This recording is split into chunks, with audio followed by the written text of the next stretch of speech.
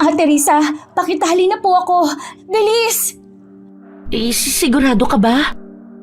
Opo, dali po. Isara mo po yung pinto. Mas lalo ko lang siyang naaamoy.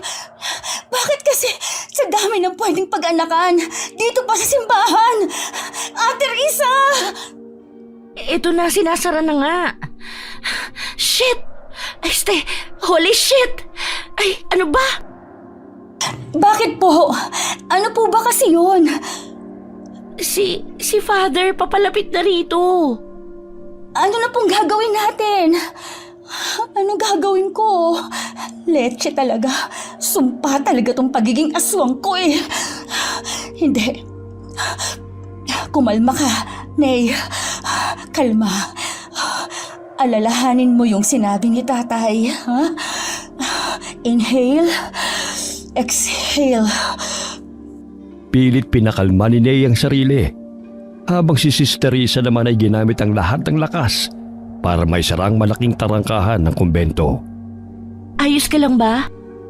Mas okay na po nung maisara niyo yung pinto. Pero naaamoy ko pa rin. Si Father, kumakatok. Anong gagawin natin? Hindi ko po alam. Alam ko na. Dito, dali. Pumasok ka sa kabinet. Hindi titigil si Father sa kakakatok kasi nakita na niya ako kanina. Diyan ka muna ha. Ako nang bahala sa kanya. Mabilis na nagtago si Ney sa kabinet. Ginamit din niya ang isang damit na naroon para ipantakip sa ilong nang kahit papano'y mabawasan ang pagkatakam sa amoy ng sanggol. Mula sa loob, dinig na dinig niya ang usapan ni Sister Risa at ng kausap nitong pari sa labas. Hindi ko po nakita si Ney, Father. Ako na lang po ang tutulong sa inyo. Magpapalit lang po ako saglit kasi nadumihan po yung damit ko. Sige po, susunod ako. Ma'am, wala na ba si Father? Wala na, pero kailangan ko na sumunod sa kanya ngayon. Kailangan nila ng tulong sa pagpapaanak. Wala pa raw yung kumadrona eh. Hindi na rin kaya nung babae na pumunta pa ng ospital. Ganun po ba? Oo eh. Paano ka? Kaya mo na bang mag-isa? Ay, alam ko na. Doon ka na lang dumaan sa likod. May pinto roon. Yung mata mo, Ney. Naging kulay pula na. Ayos ka lang ba? Ay, nararamdaman ko pong malapit nang lumabas yung bata. Kailangan ko na pong umalis. Sandali. Pati kung kailan lalabas ang bata, alam niya. Wow. Kumanan ka tapos kaliwa. Nandun yung pinto. Mag-ingat ka ha. Mabilis na tinungo ni Ney ang pintong tinutukoy ni Sister Risa. At pagkalabas niya roon, ay sakto namang umalingaw-ngaw ang iyak ng sanggol. Hindi na siya lumingon pa at dumiretso na lamang pauwi sa kanilang bahay. Oh, anak, narito ka na pala. Ano tumahangos ka? May nangyari ba? Diyos ko. Ayos lang po ako, Tay. May nangyari ba? Bumibilis ang paghinga mo at medyo namumula pa yung mga mata mo. Ano ba talagang nangyari ha? Kanina po kasi, Tay, may buntis na dumating sa simbahan. Nagdarasal lang siya doon tapos inabutan na ng panganganak. Kaya doon na po mismo nag-labor. Diyos ko, sabi ko naman sa'yo, huwag ka nang lumabas. Dito ka na lang sa bahay. Tay, hindi po pwede. Paano na po tayo kakain? Paano ko pa po kayo mapapagamot kung hindi po ako maghahanap buhay? Sa dami ng pwedeng trabaho, bakit kasi sa simbahan pa? Alam mo naman ang sitwasyon mo, hindi ba? Tay, una po sa lahat, grade 6 lang ang natapos ko. Pangalawa, mas ligtas po ako sa simbahan. Walang maghihinala sa tunay kong katauhan doon. Nag-aalala lang naman ako sa iyo, anak. Kung pwede ko lang sanang kunin sa iyo yung sumpa ng pagiging aswang. Kung may paraan lang para ako na lang ang magpasan ng pasanin mo, gagawin ko. Tay, pag-uusapan na naman po ba natin to? Pasensya na anak, pero kasi mas ayos kung ako na lang. Malapit na rin naman akong mamatay. Tay, ano ba? Huwag nga po kayong ganyan. Hindi ko po hahayaang mamatay kayo. Pero anak, Pwede ba, Tay? Pagod ako. Huwag na po nating pag-usapan to. Hindi na rin naman magbabago ang desisyon ko. Padabog na lumabas ng bahay si Nea at nagtungo sa likod bahay kung saan naroon ang kanilang kusina. Hindi niya maintindihan kung bakit parang napakadali na lamang para sa ama niyang sumuko habang siya'y pilit na lumalaban. Nay, nasaan na po ba kayo? Bakit niyo naman po kami iniiwan ni tatay? Dahil ba sa kalagayan niya? O dahil isa akong aswang? hindi tayo iniwan ng nanay mo dahil aswang ka. Hala, naku po! Tay! Bakit po kayo bumangon? Sabi ko naman po sa inyo, di ba? Na huwag na muna kayong magkikikilos. Bigla na lang po kayong sumasabat sa akin. Ginulat niyo po ako. Anak, may karamdaman lang ako pero hindi naman ako baldado. Mas okay din kung tumatayo ako paminsan-minsan at naglalakad-lakad. Para naman kahit papano'y ma-exercise ang kasukasuan ko. Tulungan ko na po kayo. Maupo nga ho muna kayo dito. Sige, salamat. Ay, ano pong ibig ninyong sabihin na hindi umalis si nanay dahil sa akin? Ha, Tay? Ano po ba talaga ang dahilan kung bakit tayo iniwan ni nanay? Ay, kagaya nga ng sinabi ko, may ibang pamilya na ang nanay mo. Nawala na raw ang pagmamahal niya sa akin kaya niya ako iniwan. Pero hindi yun dahil sa sinumpakang maging aswang. Nawala na ang pagmamahal? Ay, Saglit na natahimik ang mag-ama. Ramdam ni Nay na may itinatago ang kanyang ama. Mga katotohanan ang ayaw nitong sabihin. Kagaya na lamang ng kung paano nga ba talaga siya isinumpa o kung isinumpa nga ba talaga siya. Oh, kain na tayo. Malapit nang lumamig yung niluto ko. nagluto po kayo?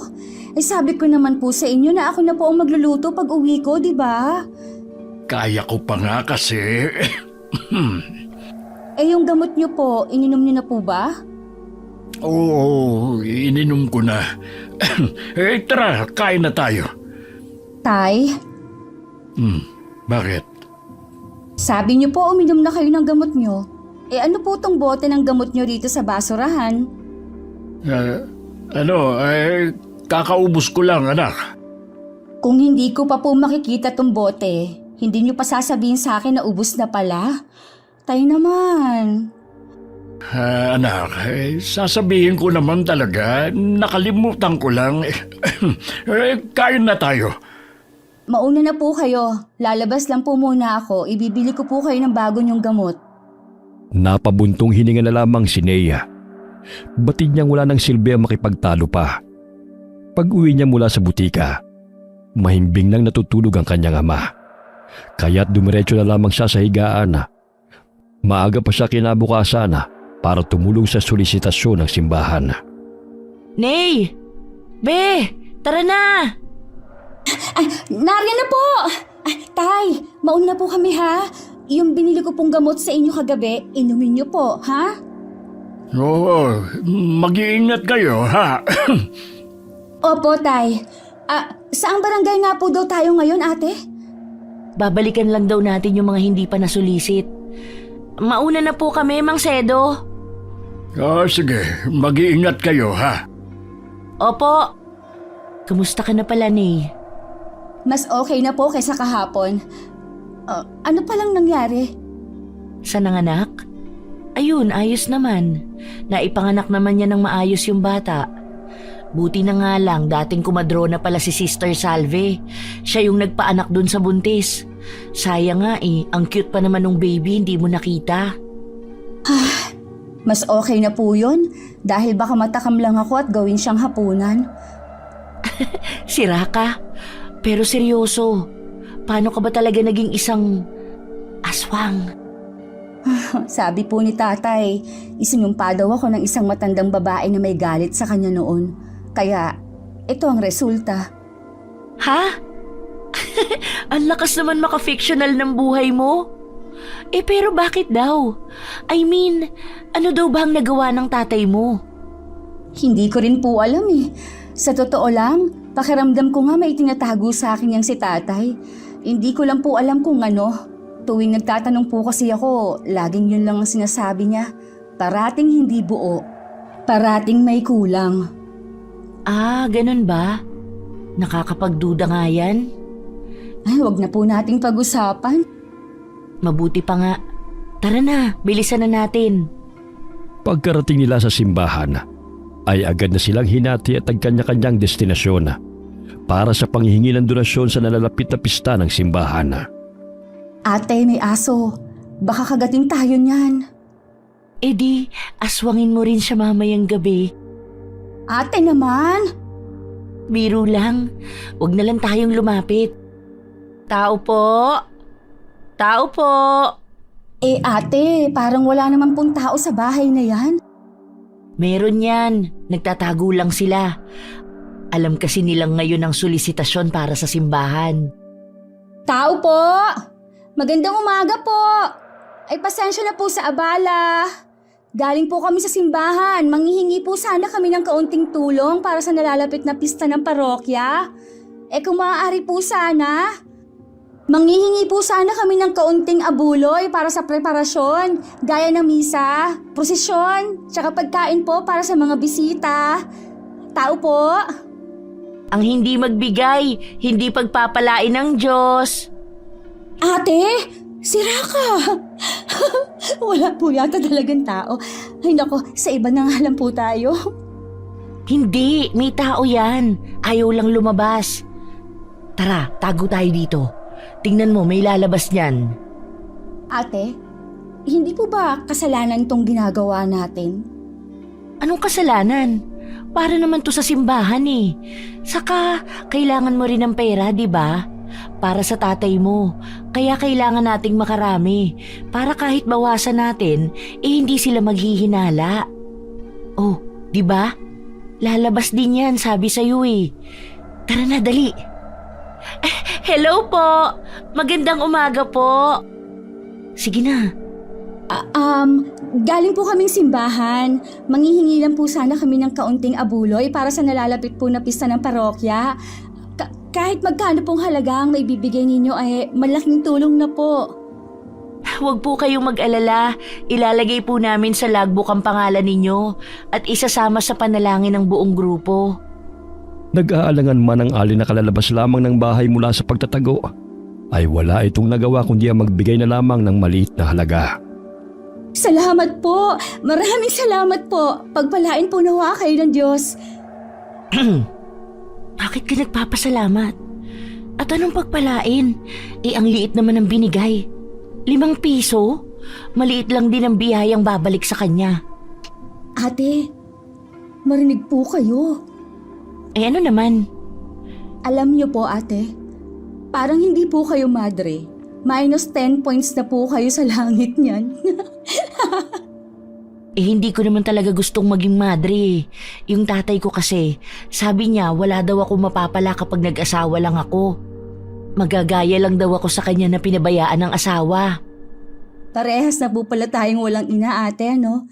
Ano po bang nangyari dun sa mama niyo? Kagaya ng sayo. Sumama sa ibang lalaki. Wala eh. Malandi siya. Grabe na talaga ang panahon ngayon, no ate? Babae nang nangiiwan ng asawa. Sinabi mo pa. Tara na nga. Ate, dun tayo sa malaking bahay. Baka malaki din ang ibigay. Teka lang, dito muna. Sayang naman kung lalaktawan natin. Sige po. Tao po. Tao po! Anong may paglilingkod ko, sisters? Ay, magandang umaga po. Galing po kaming simbahan.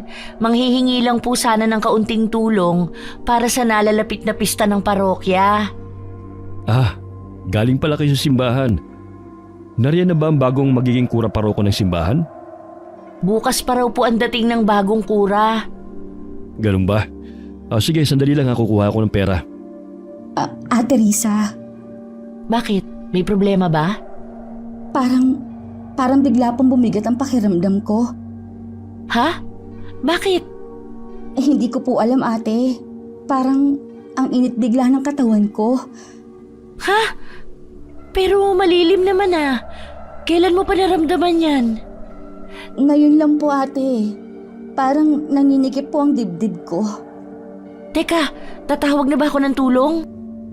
Ito na ano nangyari dyan sa kasama mo? Hindi ko nga po alam. Sabi niya parang nanikip daw po ang dibdib niya. Ha? Pumasok muna kayo sa loob ng matignan na rin kita. Manggagamot po kayo?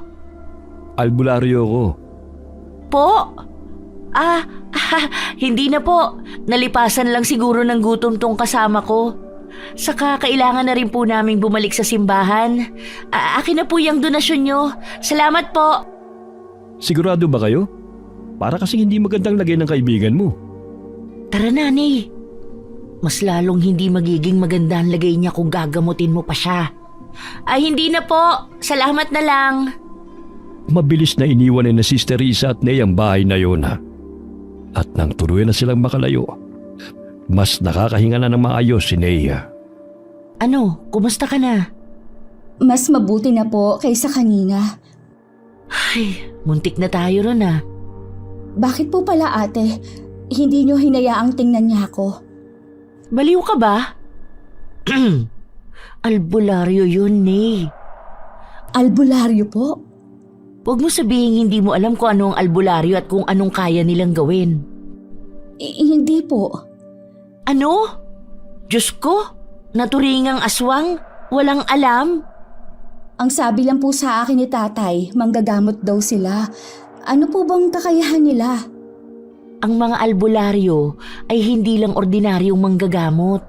Kasi may kakayahan din silang makilala ang mga aswang na kagaya mo. At ang mga albularyo ay mahigpit na kalaban ng mga aswang. Nakakaloka ka. Hindi mo talaga alam yun? Kaya po pala ayaw ni tatay na ipagamot ko siya sa mga albularyo. Hindi sinabi sa'yo yun ng tatay mo? Hindi po. Ha? Ibang klase din ng tatay mo? Kung wala pala ako kanina, di nabunyag na yung sikreto mo. Salamat, ate. Huwag mo nang isipin yun. Saka, baka may rason lang ang tatay mo kung bakit hindi niya sinabi sa'yo ang tungkol sa mga albularyo. O paano? Tuloy na natin ang pagsusulisit. Mabuti pa nga po, ate. Habang naglalakad, hindi pa rin mali sa isip ni Ney ang tungkol sa albularyo. Binabagabag siya ng mga tanong. Ano nga ba ang bagay na pilit iniiwasang sabihin sa kanya ng kanyang ama? Pagkatapos nilang libutin ang lugar, nagpasa silang magpahinga sa lilim ng puno. Pareho na silang pagod at parehong malalim ang iniisip. Grabe, nakakapagod. Pero ayos lang, nakarami naman tayo. Ayos ka lang? Ha? Opo, ayos lang. Iniisip mo pa rin ba yung tungkol sa sinabi ko kanina? Napapaisip lang po ako, ate. Ano pa kaya yung mga hindi sinasabi sa akin ni tatay? Isipin mo na lang, baka ginawa yun ng tatay mo para protektahan ka. Pero hindi po ba mas mapoprotektahan niya ako kung sasabihin niya ang totoo? Baka natatakot lang siya, Ney. Kausapin mo na lang pag uwi mo. Ang mabuti pa, bilangin na natin tong nalikom natin. Tingnan mo medyo makapal-kapal din. Kasing kapal ng mukha ng babaeng nagbigay ng piso kanina. Oo nga. Ang kapal, no? Para sa simbahan naman to eh. Teka, 100, 150, 150, plus 500. Magkano nga? 650, ate. Oo. Tapos may nagbigay pa ng 1,000 at 238 lahat ng barya. Pa-compute nga. 1,888 po lahat. Pwede na rin. Hindi na masama. O heto, kunin mo. Para saan po to? Porsyento mo. Bilisan mo na, baka may makakita pa sa atin. Salamat po ate. Pasensya na po ha. Nadadamay pa po kayo sa kasalanan ko. Ano ka ba? Ginagamit mo naman yan para sa gamot ng tatay mo. Hindi sa masama. Maiintindihan din ng Diyos ang sitwasyon mo. Kaya huwag ka nang umiyak dyan. Tara na sa simbahan. Magdasal na lang tayo at humingi ng tawad. Tahimik silang naglakad pabalik sa simbahan. Bit-bit nila ang pera para sa parokya. Pagdating nila, naabutan pa nila ang misa. Sakto lang pala, hindi pa tapos ang misa ni Father. Tara, upo muna tayo ron. Sige po ate. Excuse po. Thank you po. Hay, nakaupo na rin. Ate, ang sarap ng ganitong katahimikan ano? Parang kahit papaano, napapayapa ang isip mo. Ate, kayo po, ano po ang iniisip nyo? Sa sobrang payapa, nakatulog na siya. Ay, kung hindi ito nakasuot ng pangmadre, hindi mo talaga iisiping madre pala siya. Ate? Ate, gising. Oh, ha? Nakatingin po dito sa atin si Father. Ha? Saan? Sa altar, ate. Hala, nakatulog na pala ako. Ang bilis niyo nga pong nakatulog eh. Ate, si Sister Salve nakatingin po dito. Yung resibo, yung sobre. Nasaan? Resibo? Po? Nasa inyo po, di ba? Ha? Wala. Wala sa bulsa ko. Hindi ko ba binigay sa'yo? Hindi po ate, sigurado po kayong wala dyan. Wala talaga. Baka pong nalaglag lang. Ayun lang po, sa kaliwang paa nyo. Nandito lang pala. Akala ko nawala na. O sige, puntahan ko na muna si Sister. Sige po. Pagkatapos ng misa, mabilis na tumayo si Sister Risa habang naiwan naman si Nay na nakaupo. Pinanood niya si Sister Risa na kaagad pinagsabihan ni Sister Silva matapos mahuling natutulog habang nagsisermon ng pare. Tumayo na rin si Nay at sumunod kay Sister Risa upang tumulong sa paghahanda para sa pagkuha ng mga handog. Grabe si Sister, para akong batang nahuli sa klase. Daig pa nanay ko kung pagalitan ako.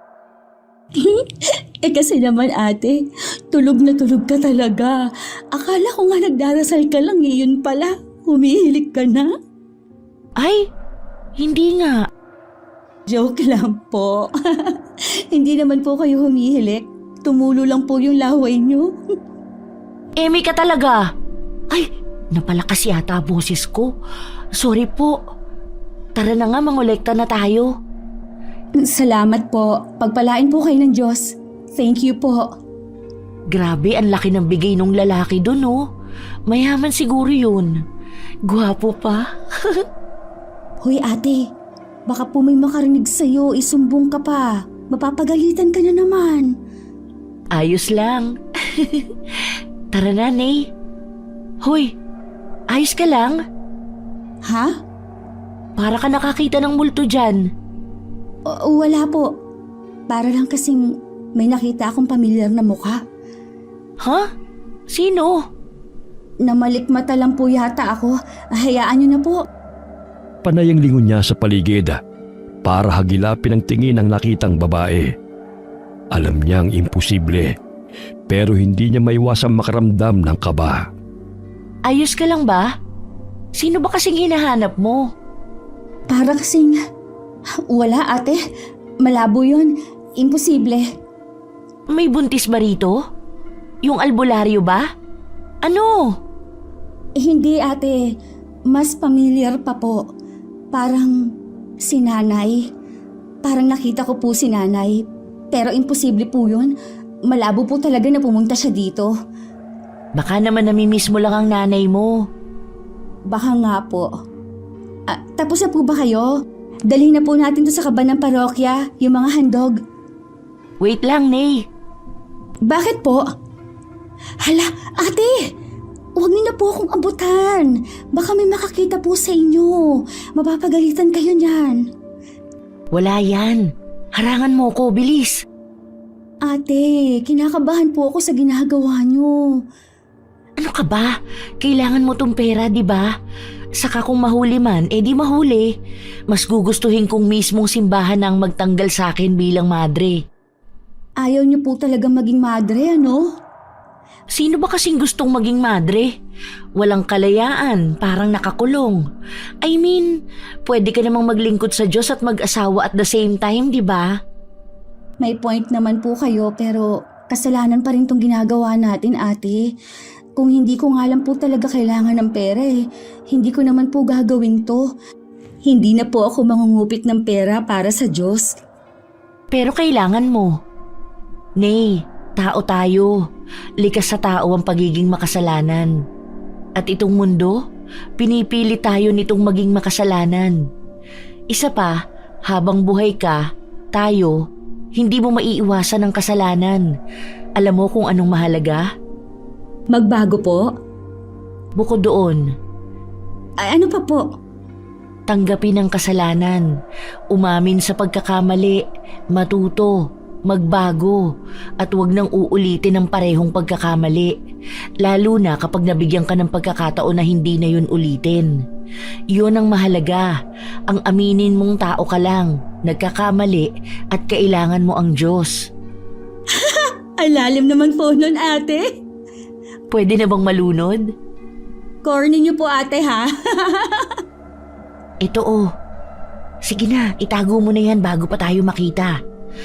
Pandagdag na rin sa gamot at pagpapacheck up ng tatay mo. Salamat po talaga, ate. Kahit hindi man po kayo ang pinaka-inosenteng madreng nakilala ko, alam ko pong may mabuti kayong puso. Ay, tigilan mo ko. Sige na. Sige po, Father. Mauna na po ako. Salamat po. Babalik na lang ako sa susunod. Teka, ang boses na yon, pamilyar. Hala, nasan na? Nawala na agad. May problema ba? Kanina ka pa ganyan ah. Pagod lang po yata ako, kaya kung ano-ano pong nakikita at naririnig ko. Ang mabuti pa, umuwi ka na muna sa inyo. Ako nang bahala rito. Katatapos lang ng misa, uwi ka na kagad? Kayo po pala. Hinahanap niyo po ba si Father? Nandun po siya. Samahan ko na po kayo. Kumusta ka na? Maayos na bang pakiramdam mo? Parang pinagpapawisan ka. Hindi po. Ayos lang po ako. Pagod lang po. Mauna na po ako, ha? Tara na po kay Father. Hindi si Father ang sadya ko rito. Gusto ko sanang umatid ng misa pero tapos na pala. Ganun po ba? Pagkatapos magpaalam ni Nea, mabilis siyang lumabas ng simbahan. Pagkalabas ay muli na namang niyang naramdaman ng kakaibang init. Parang pinapaso ang buo niyang katawan. Ang hangin biglang naging mabigat. Parang may matang nakatitig sa kanya mula sa paligid.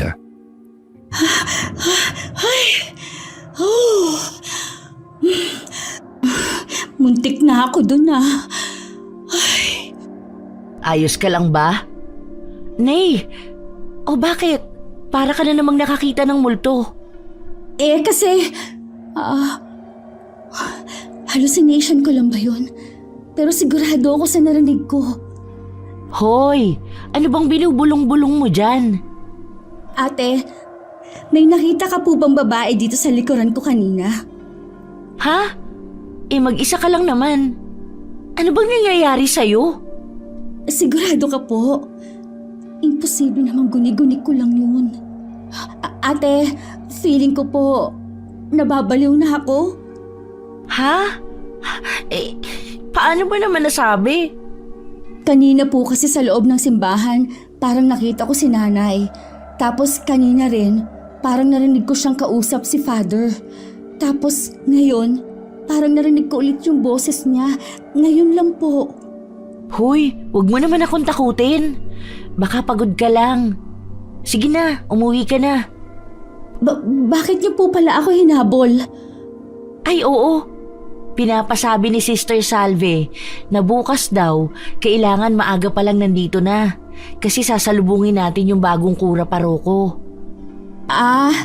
Yun lang po ba? Oo. Bakit? Masakit ba dibdib mo? Kailangan ko na po sigurong umuwi, ate. Naninikip na naman po kasi yung dibdib ko eh. Dahil po siguro to sa presensya ng albularyo. O sige, gusto mo bang ihatid na kita? Hindi na po. Kaya ko na. Sigurado ka? Opo. O sige, mag-iingat ka. Habang papalayo siya, halos hindi na niya maramdaman ang mga paa niya sa lupa. Bawat hakbang ay parang may bumibigat sa dibdib niya. Hindi niya alam kung dahil sa pagod, sa takot, o sa presensyang hindi niya maintindihan. Nang makarating sa tapat ng kanilang bahay, wala na siyang ibang gustong gawin kundi mahiga. Anak, anong nangyari? Tay, nahihirapan po akong huminga. Anong gagawin ko? Dito, maupo ka muna rito. Pahingi po ako ng tubig. Ay, sige, kukuha ako ng tubig. Sandali lang. Oh, etong tubig. Ano bang nangyari, anak? Ay, Diyos ko. Anak, ano ba talaga nangyari, ha? Ay, kinakabahan na ako. Bakit ka ba nagtatalokbong? Alisin mo nga yan. Hala, bakit ka nanginginig? Pinagpapawisan ka pa ng matindi at ang lamig ng pawis mo. Walang nangyari, tay. Giniginaw lang po ako. Patingin na ako. Oh, wala ka namang lagnat. Giniginaw ka pero ang lalaki ng pawis mo. Butil-butil pa. Huwag niyo lang po akong alalahanin, tay. Sandali lang. May gamot pa yata doon. Ikukuha kita. Mabilis na tumayo si Mang Sedo at nagtungo sa kusina. Habang si Ney ay pilit na nilalabanan ang nararamdaman na. Hindi niya maintindihan kung bakit bigla na lamang nag-iba ang pakiramdam niya pagka-uwi ng bahay. Bago pa man makabalik si Mang Sedo, ay may kumatok na sa pinto ng kanilang bahay. Ney? Ney, nariyan ka na ba? Mang Sedo? Si Risa po ito, yung kaibigan niyang madre. Tay, may tao po sa pinto. Sandali. Nariyan na. Oh, anak, inumin mo muna ito. Tao po. Ney? Nariyan na! Oh, Sister Risa, ikaw pala. Ano, napasugod ka? Nag-aalala po kasi ako kay Ney. Kanina pa siya hindi mapakali sa simbahan. Ay, pumasok ka muna. Salamat po. Si Ney po pala. Ayan, grabe ang panginginig sa lamig. Ney? Ayos ka lang? Ate, Risa, ano ba talaga nangyari ka ni?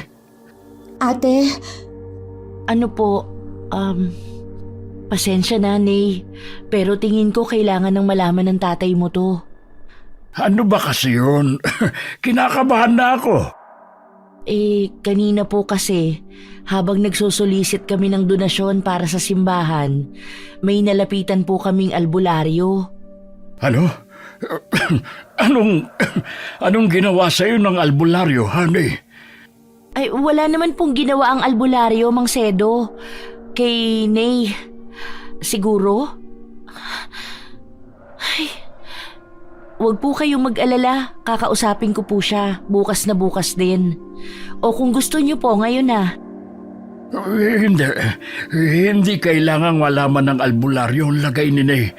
Lalo lang natin siyang ilalapit sa panganib kapag kinumpirma pa natin ang hinala ng albularyo. Ano na pong gagawin natin? Pwede bang pakiabot ang kahon na naroon? Yung nasa taas po ng kabinet? Oh, yun nga. Sige po, sandali lang. Anak, tatagan mo ang loob mo. Sumpa lang yan. Hindi ka niyan matatalo. Eto na po, Mang Sedo. Salamat. Pakikuha naman ako ng malinis na palanggana sa kusina, Risa. Opo, palanggana lang po ba? Hindi ko na po lalagyan ng tubig? Lagyan mo na rin. At saka pakikuha na rin ako ng bimpo. Nasa ibabaw yun ng drawer. Sige po. Malamig na tubig lang, ha? Opo. Heto na po, Mang Sedo. Ano po palang gagawin nyo? Nung binata pa ako, minsan na akong katuwang ng isang albularyo. Kaya kahit papano may kaunti akong kaalaman. Sana nga lang ay sumapat. Mabilis na sinimula ni Mang Sedo ang panggagamot kay Nea. Isang tuyong dahon mula sa karton ang kanyang sinindihan, saka isinawsaw sa malinis na tubig. Pinatakan niya rin ito ng langis at nagsimulang umusan ng dasal.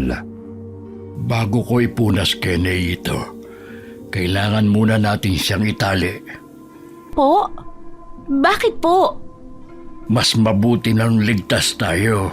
May posibilidad kasing labanan ng katawan niya o ng pagkaaswang niya ang gamot na ilalapat ko. Nandiyan ang lubid sa karton. Ito po ba? Oh, yan nga. Lubid po ba to? Bakit parang ugat ang itsura? Saka, matibay po ba to? Espesyal ang lubid na yan. Hindi basta-basta mapuputol. Tay, ang lamig po.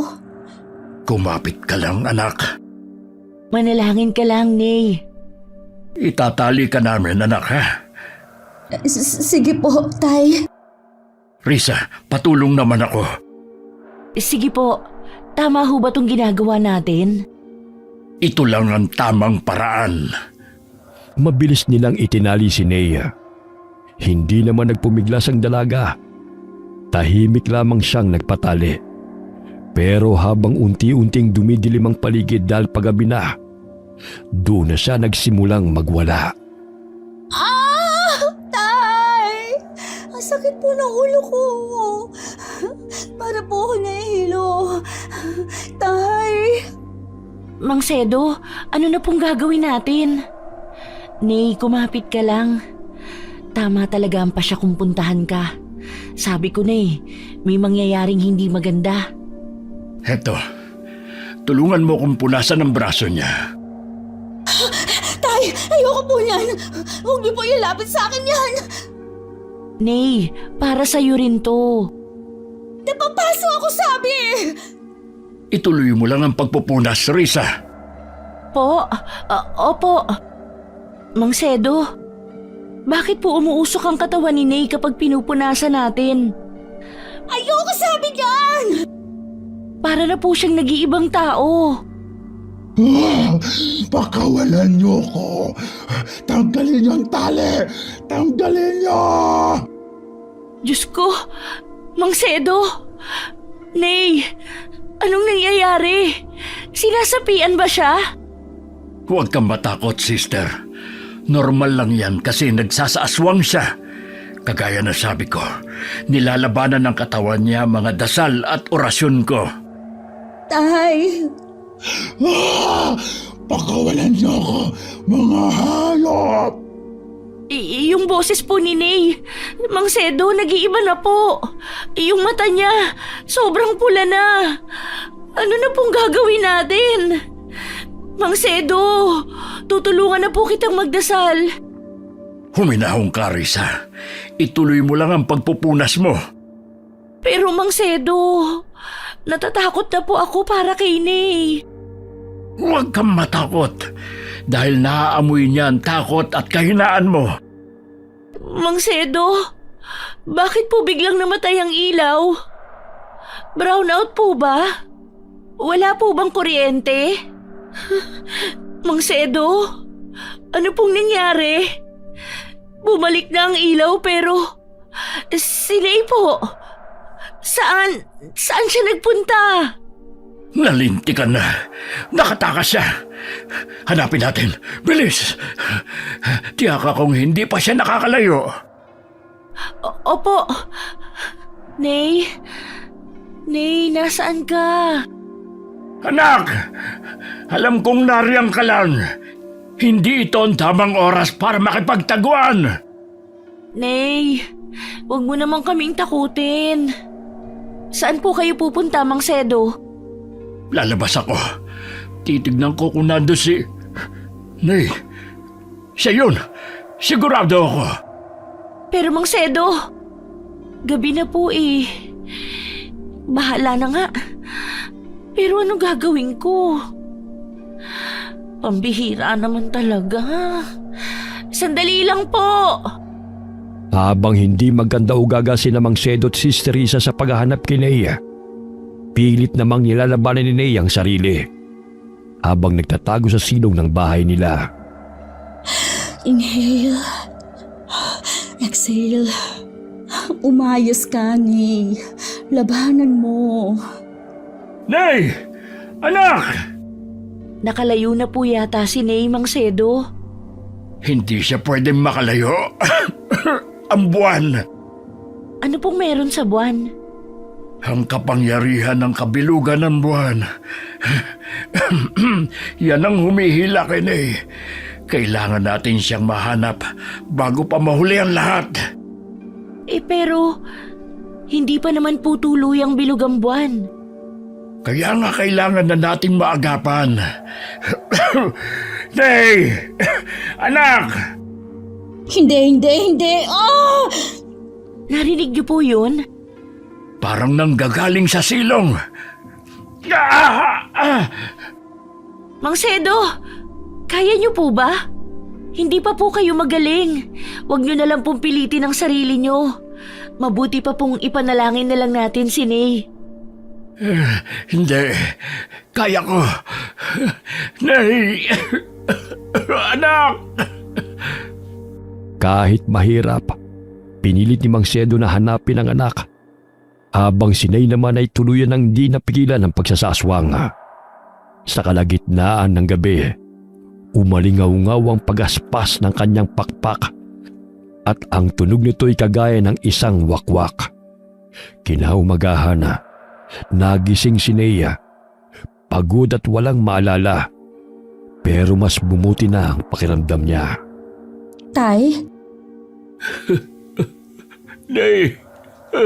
Anak! Tay, bakit po kayo umiiyak? May nangyari po ba? Huwag ka munang bumagon. Kumusta ang pakiramdam mo? Pagod po, pero mas okay na po ako kaysa kahapon. At pakiramdam ko mas lumakas na po ako. May problema po ba, Tay? Wala. Wala ka bang maalala kagabi? Kagabi po? Ano pong nangyari kagabi? Ano pong ginagawa ni Ate Risa dito? Ney, gising ka na pala. Kumusta? May masakit pa ba sa'yo? Mainit pa rin ba ang pakiramdam mo? Ano? Wala na po. Ayos na po ako. Kung may nagawa man po ako kagabi, pasensya na po. Nasaktan ko po ba kayo? Tay, ano po, ayos lang po ba kayo? May problema po ba? Bakit po ganyan ang mga tinginan ninyo? Wala naman. Maghahanda na po ako ng almusal. Sige, tutulungan na kita. Huwag ka na munang babangon, ha, anak? Magpahinga ka na lang muna dyan. Anong meron? Ano po ba kasing nangyari kagabi? Wala namang nangyari kagabi. Magpahinga ka na lang muna dyan. Maghahanda lang kami ng makakain. Sige po. Saglit na natigilan si Ney nang makita niya ang mga lasog-lasog na damit sa gilid ng kama na may mga dugo pa. Hindi niya may paliwanag, pero bigla siyang kinabahan. Sasabihin po ba natin sa kanya? Mukhang wala po siyang maalala mula kagabi. Hindi pa tapos ang kabilugan ng buwan. Kaya mas mabuti sigurong wag na muna. Ano pong gagawin natin? Tiyak magtatanong siya ng magtatanong. Tay? Paano na po? Bahala na. Bakit anak? May problema ba? Bakit po ba may mga damit doon na punit-punit at puro dugo? Tay, ano po ba talaga nangyari kagabi? Ano kasi anak, Di ba tinali ka namin kagabi? Nakalimutan mo na ba? Galing yan sa'yo. Di ba, Mang Sedo? Oo, anak. Itinali? Nasaktan ko po ba kayo? Hindi naman. Oo. Tingnan mo, oh. Oh. Di ba wala? Sa'yo ang mga yan. Huwag kang mag-alala. Wala naman nangyari kagabi. Diyos ko, patawarin. Madre ako pero patong-patong na ang kasalanan ko sa inyo, Lord. Pasensya na po talaga. Mabuti naman po kung ganun. Pero kung sa akin po yan, bakit parang wala naman po akong sugat? Ha? Nagamot ko na kasi, anak. Saka napakabilis mong gumaling, kaya ganon. You know, aswang thing. Saan ang galing yung sinabi ko na yun? Ano po pala yung pinag-uusapan nyo kanina? Ha? Meron ba? Ay, Opo, narinig ko po kayo. Ano po yung sasabihin ninyo sa akin? Tungkol yun sa... kabilugan ng buwan. Mamayang gabi na yun, di ba? Oo, anak.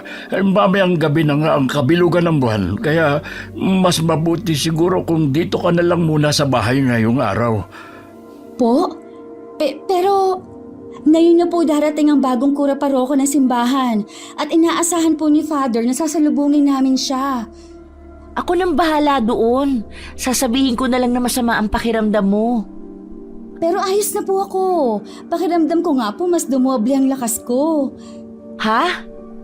Saka sa gabi pa naman po ang kabilugan ng buwan, hindi po ba? Aagahan ko na lang pong umuwi. Pero anak... Ayos lang po ako, Tay. Huwag po kayong mag-alala.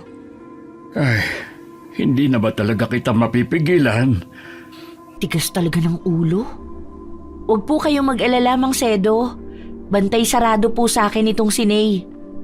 Kita mo na, Tay. Nandyan naman po si Ate Risa. Saka hindi ko po maipaliwanag pero nakapagtatakang lumakas po ako. Dati kasi tuwing papalapit ang full moon, madalas nangihina ako pero iba po ngayon. Pilit ng ngiti na lamang ang isinukli ni Sister Risa sa mga sinabi ni Nea. Pagkatapos nilang kumain, agad silang umalis at nagtungo sa simbahan. Pagkarating doon, naghahanda na ang lahat para sa pagdating ng bagong kura paroko. Napagalitan pa sila ni Sister Salve dahil hindi umuwi si Risa buong gabi. Pasensya na po, sister. Nagka-emergency lang po sa bahay nila, Ney. Patawad po. Kasalanan ko po, Sister Salve. Huwag po kayong mag-alala. Pagbubutihin po namin ngayon. Ang sungit talaga nito si Sister Salve. Kaya natatakot akong tumandanda lagi. Maririnig ka po, ate. Totoo naman ah. Hindi kasi nakaranas ng dilig, kaya mainit ang ulo. Ate! Hindi na po talaga kayo tatanggapin yan sa langit. Ayos lang. Kaya ko naman pumunta dun. Ha? Ate! Ay, sorry po. Ate, magtrabaho na nga po tayo. Magkakasala pa tayo dahil sa'yo eh. Wala naman ako sinabi ah. Ikaw lang ang nag-iisip niyan. Tinuloy ni Nanay at Sister Risa ang pag-ayos ng kwartong tutuluyan ng bagong kura paroko. Sa umpisa'y naging magaan ang umaga ni Nea.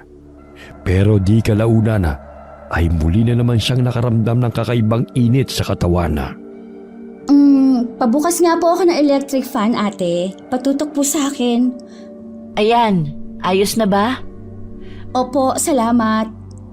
Balita ko, bata pa raw yung papalit kay Father ah. Yung bagong kura paroko po? Oo, yun nga. Sabi, early 30s pa lang daw siya. Ano kayang itsura niya? Gwapo kaya siya? Yung mga sakristan kasi rito, mga uhugin pa. Baliw ka talaga, ate. Pati ba naman ang bagong kura paroko natin pag-iinteresan mo? Ito naman, katuwaan lang. Bawal lang ang mag-asawa, bawal pa magka-crush. Ay, ate, pwede po bang pa number 3 yung fan? Ang init po kasi talaga. Ha? Sa'yo na nga nakatutok ang electric fan eh. Mainit pa rin po talaga, ate. Hindi po ba kayo naiinitan? Hindi naman. Dapat ba akong mainitan? Teka, ano yun? Maingay na sa labas. Nandyan na yata ang bagong kura paroko.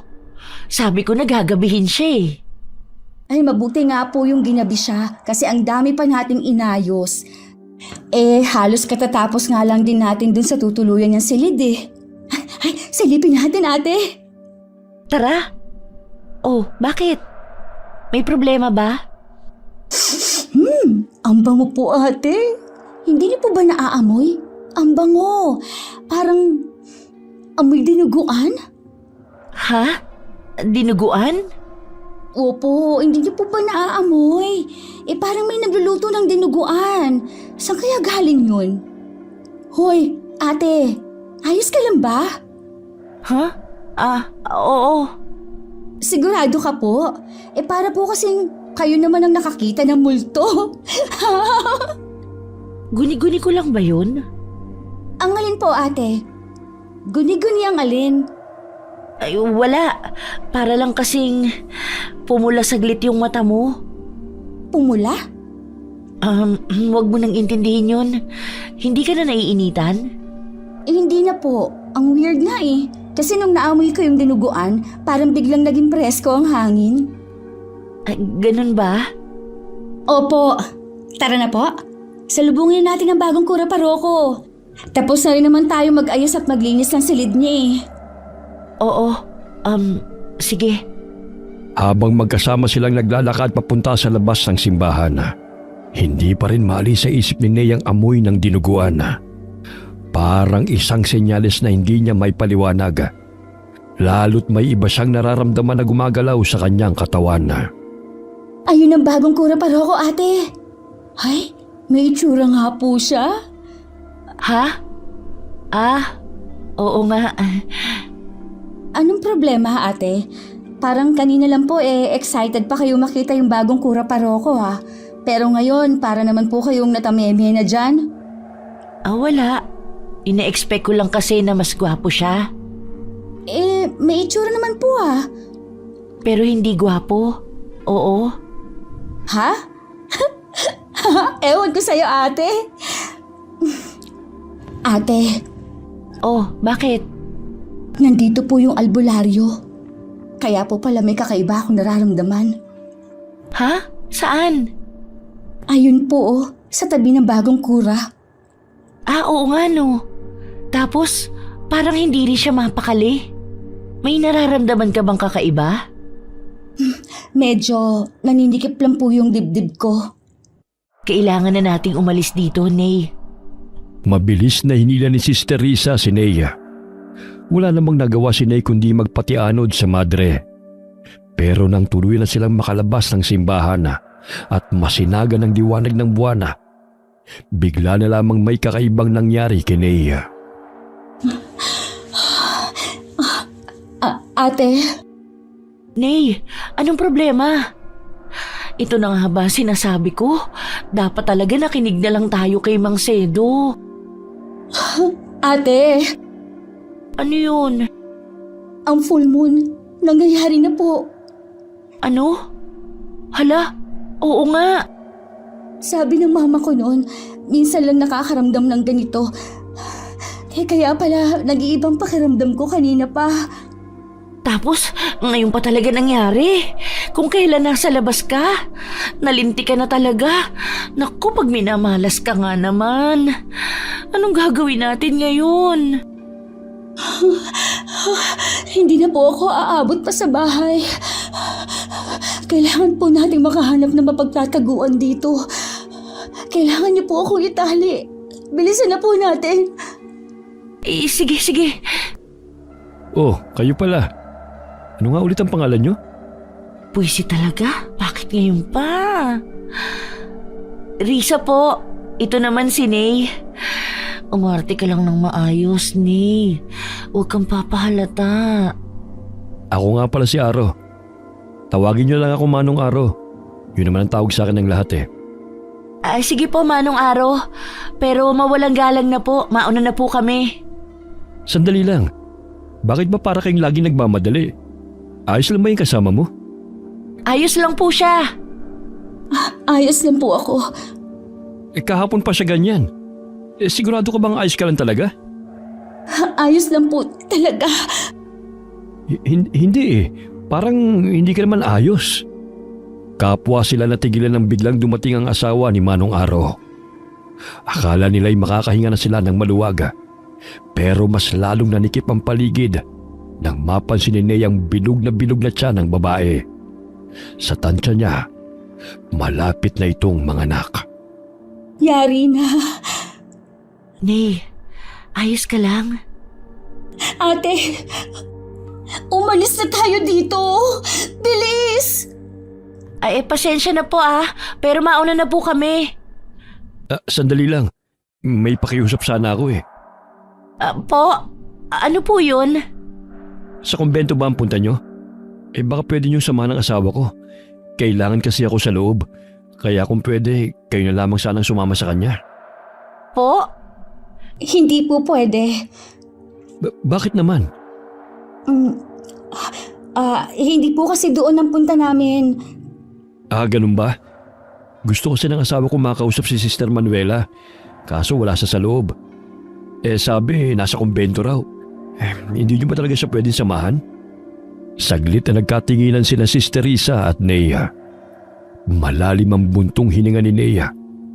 Maya-maya'y mas lalo niyang nalanghap ang mabangong amoy ng buhay na sanggol sa sinapupunan ng asawa ni Manong Aro. Hindi ko na po kaya, ate. Ate, ang enerhiya ng buwan at ang bata sa sinapupunan ng asawa ni Manong Aro. Mas lalo akong nagiging mapusok. Nagmamadali po kasi talaga kami. Pasensya na po. Tara na, Nay. Ate. Ayos lang ba talaga ang kasama mo? Opo, pasensya na po. Kailangan na talaga naming umalis. Mabilis na inalalaya ni Sister Risa si Ney palayo at dinala sa likod ng kumbento kung saan naroon ang lumang silid imbakan. Doon agad niyang tinali ng mahigpit ang kamay at paa ng dalaga.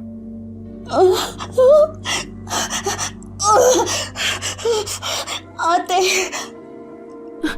Anong gagawin ko, Nay? Natatakot na ako. Umalis ka na po, ate. Iwanan mo na po ako. Ano? Hindi pwede. Hindi kita iiwan. Ate!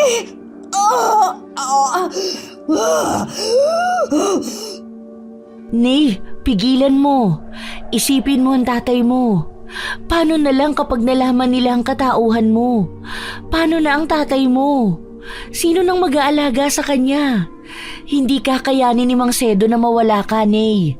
Lumaban ka. Heto, hawakan mo ang rosaryo. Magdasal tayo. Ama namin, sumasalangit ka. Kasabay ng pagkaputo ng rosaryo ni Sister Risa ay ang pagpula ng mga mata ni Nea at ang mabilis na pagtubo ng balahibo niya sa katawan. Mabilis na napatras sa takot si Sister Risa at nang akmang aalulong na ito ay mabilis na pinasaka ni Sister Risa ng tela ang bibig ng dalaga. Pasensya na, Nay, pero hindi ko hahayaang marinig nila ang alulong mo. Ang dami ng tao sa labas. Nandun pa ang bagong kura at ang albularyo. Tiyak na hindi ka nila bubuhayin pag nakita ka nila. Ha? May sinasabi ka ba? Hindi kita maintindihan. Shh! Huwag kang maingay. Parang may tao sa labas. Diyos ko naman, ano ba naman to? Parang dito ko narinig yung alulong. Patay. Si Manong Aro yun, yung albularyo. Kausap niya ang bagong kura. Paano na? Pasensya na, Nay, pero hindi ka pwedeng mag-ingay. Pigilan mo ang sarili mo, ha? May kakaiba talaga sa hangin. Sa paligid. Kaninang umaga nga lang may natagpo ang patay na baboy sa tabing ilog. Wakwak ang tiyan at wala nang laman loob. Imposibleng tao may gawa nun. Dahil kung tao yun, malamang sa merkado ang bagsak ng karne at hindi sa tabing ilog. Nay, natagpuan na nila yung baboy na inaswang mo kagabi. Buti na lang talaga at yun lang ang pinag-interesan mo. Nanlaki ang mga mata ni Nay nang marinig ang sinabi ng kaibigang madre. Saglit silang natigilan nang biglang magagulo ang mga tao sa labas. Narinig lang ang usapan nila na ang asawa ni Manong Araw ay manganganak na. Mas lalong naging agresibo si Nay nang marinig yun. Mabilis siyang nilapitan ni Sister Risa at buong lakas na pinigilan. Nay, huwag kang magpumiglas, please. Takti naman oh, bakit ba mas lalo kang lumalakas? Hindi pa ba tapos ang kabilugan ng buwan? Ay, talaga naman, sumabay pa yung buntis. Nay, tumigil ka. Huwag mo akong piliting saktan ka. Anak, huwag mong pigilan.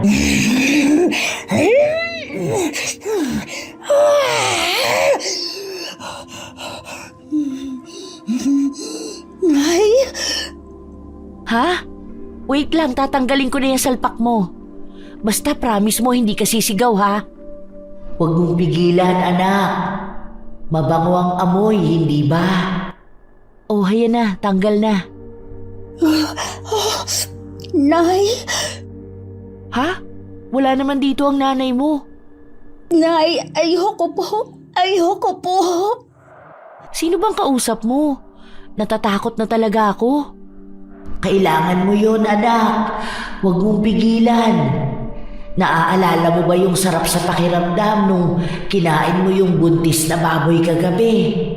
Mas masarap pa yun sa baboy. Hindi. Ayoko. Hindi. Nay, ano bang nangyayari? Sino bang kausap mo?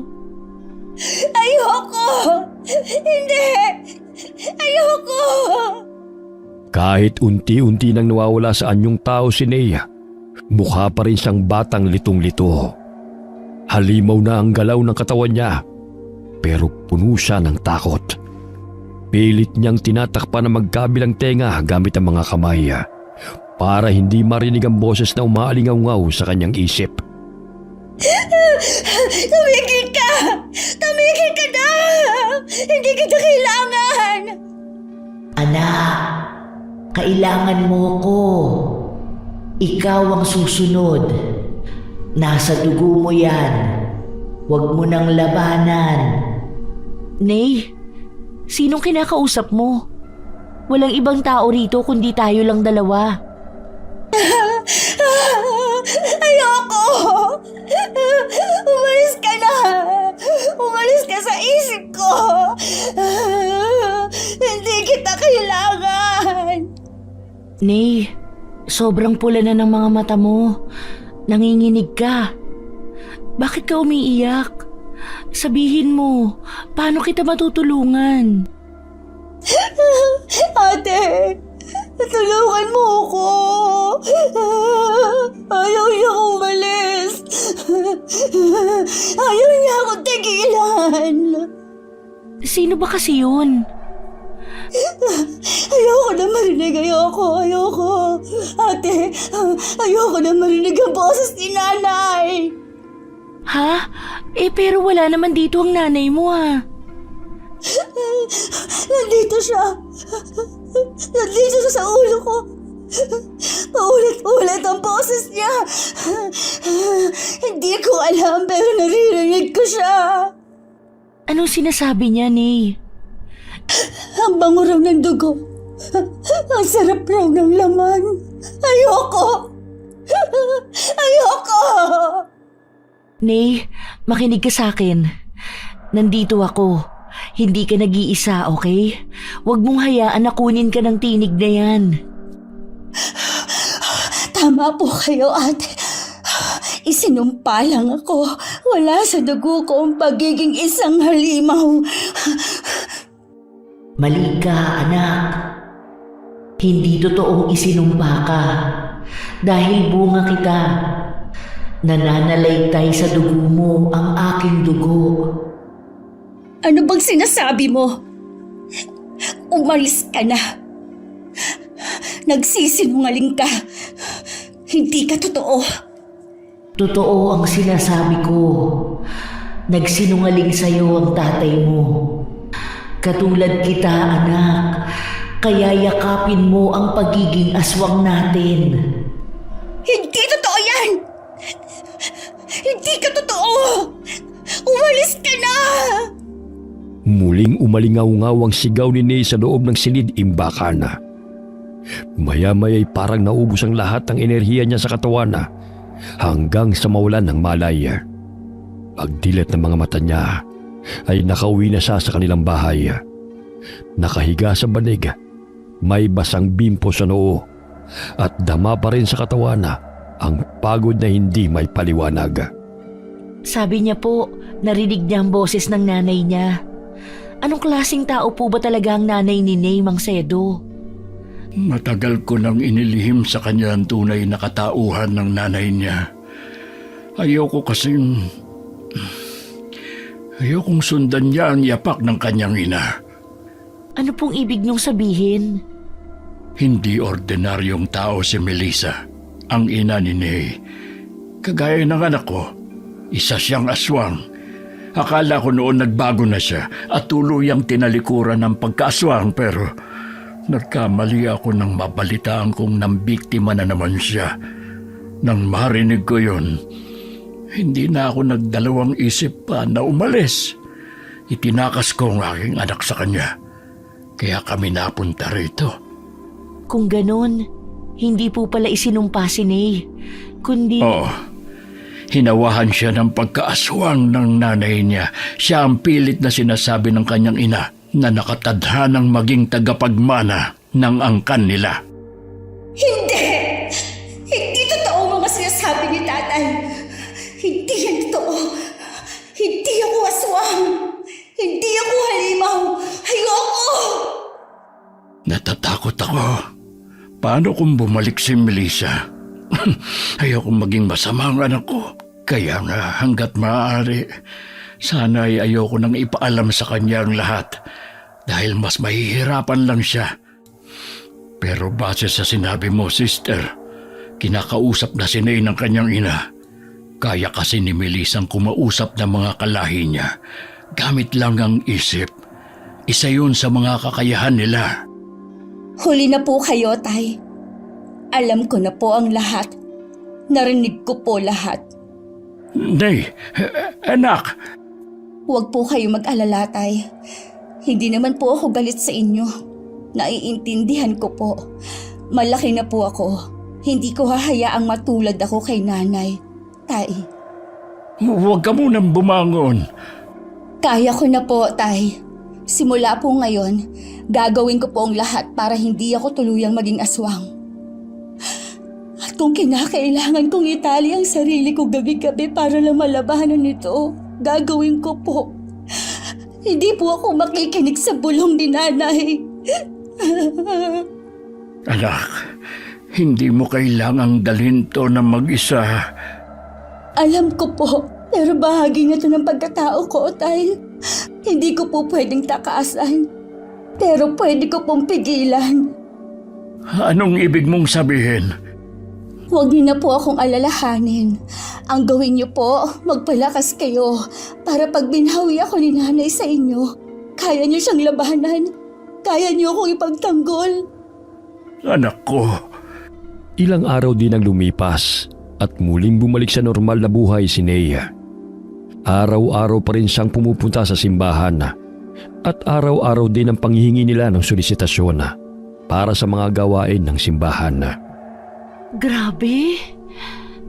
Ang gwapo talaga ng bagong kura natin.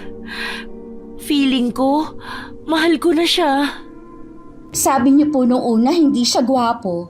Ano po ba talaga, ate? Sa kahinaan niyo po ang boses niyo. Hindi lang po tayo nandito. Mangumpisal kaya ako. Mabuti pang hapo, ate. At sabihin niyo na rin po lahat ng kasalanan niyo para mabawasan naman. Parang gusto kong haring mangumpisal at magpabinyag. Baka sakaling mawala ang sumpa. O kung ano man to.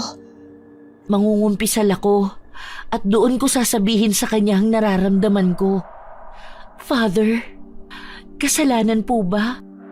Kung umiibig na ako sa inyo? Kung mahal ko na kayo? Aray! Ate naman seryoso po ako dito. Hoy! Makapambato ka? Mas matanda pa rin ako sa'yo, no? Igalang mo nga ako. At saka madre ako. Hindi mo ba nakikita? Isang mapusok na madre po. Loko ka! Pero seryoso ate, gusto ko po mangumpisal at magpabinyag. Ha? Hindi ka ba masusunog niyan sa holy water? Tuwing nagwiwisik si Father ng banal na tubig, grabe ang iwas mo. Hindi ka masusunog kung mabuti ang intensyon mo. Mariing napalunok si Nea nang biglang sumulpot si Manong Aro at sumabat sa kanilang usapan. Pero hindi tulad ng dati. Hindi na siya nakaramdam ng kung anong kakaibang init sa katawan. Para bang nasanay na siya o sadyang mas naging malakas na siya. Kayo po pala, Manong Aro. Kanina pa po kayo riyan? Ngayon lang. Hinahanap niyo po ba si Father? Oh, nariyan ba siya? Nasa loob po. Gusto niyo po samahan ko kayo? Hindi na. Tama ang pasya mo magpabinyag.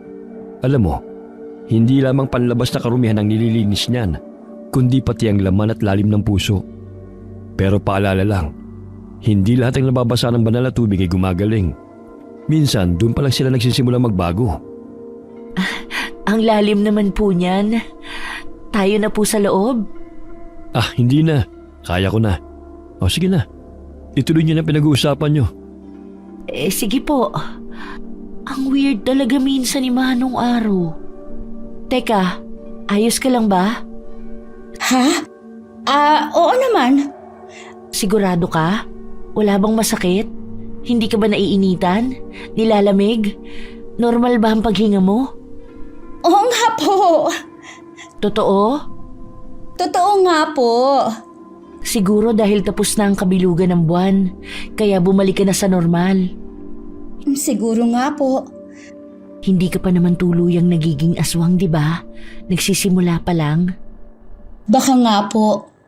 Sa totoo lang po, yan lang naman po ang talagang kalaban ko Ang bilog na buwan, doon ko po hindi makontrol ang sarili ko, saka pag may buntis po.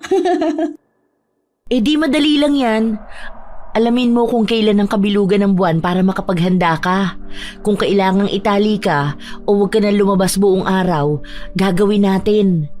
Tutulungan kita. Salamat po ate.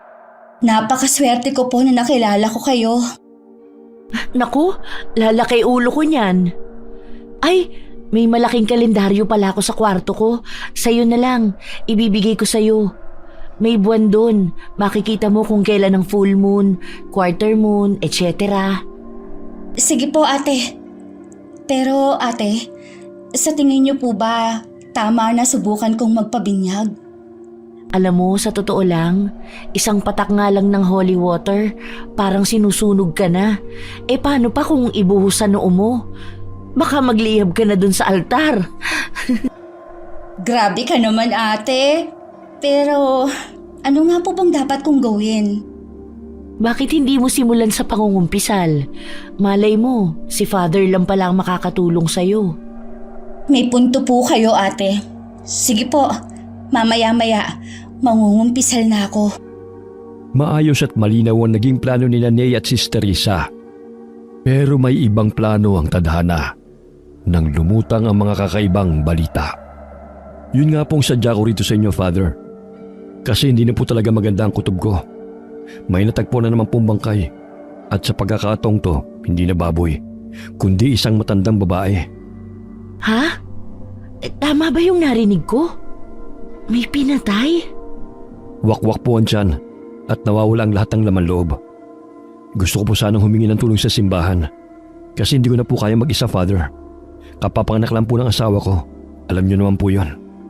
Ate, wala akong alam dyan. Nay, hindi kaya nandito na sa baryo ang nanay mo? Paano niya po nasabi ate?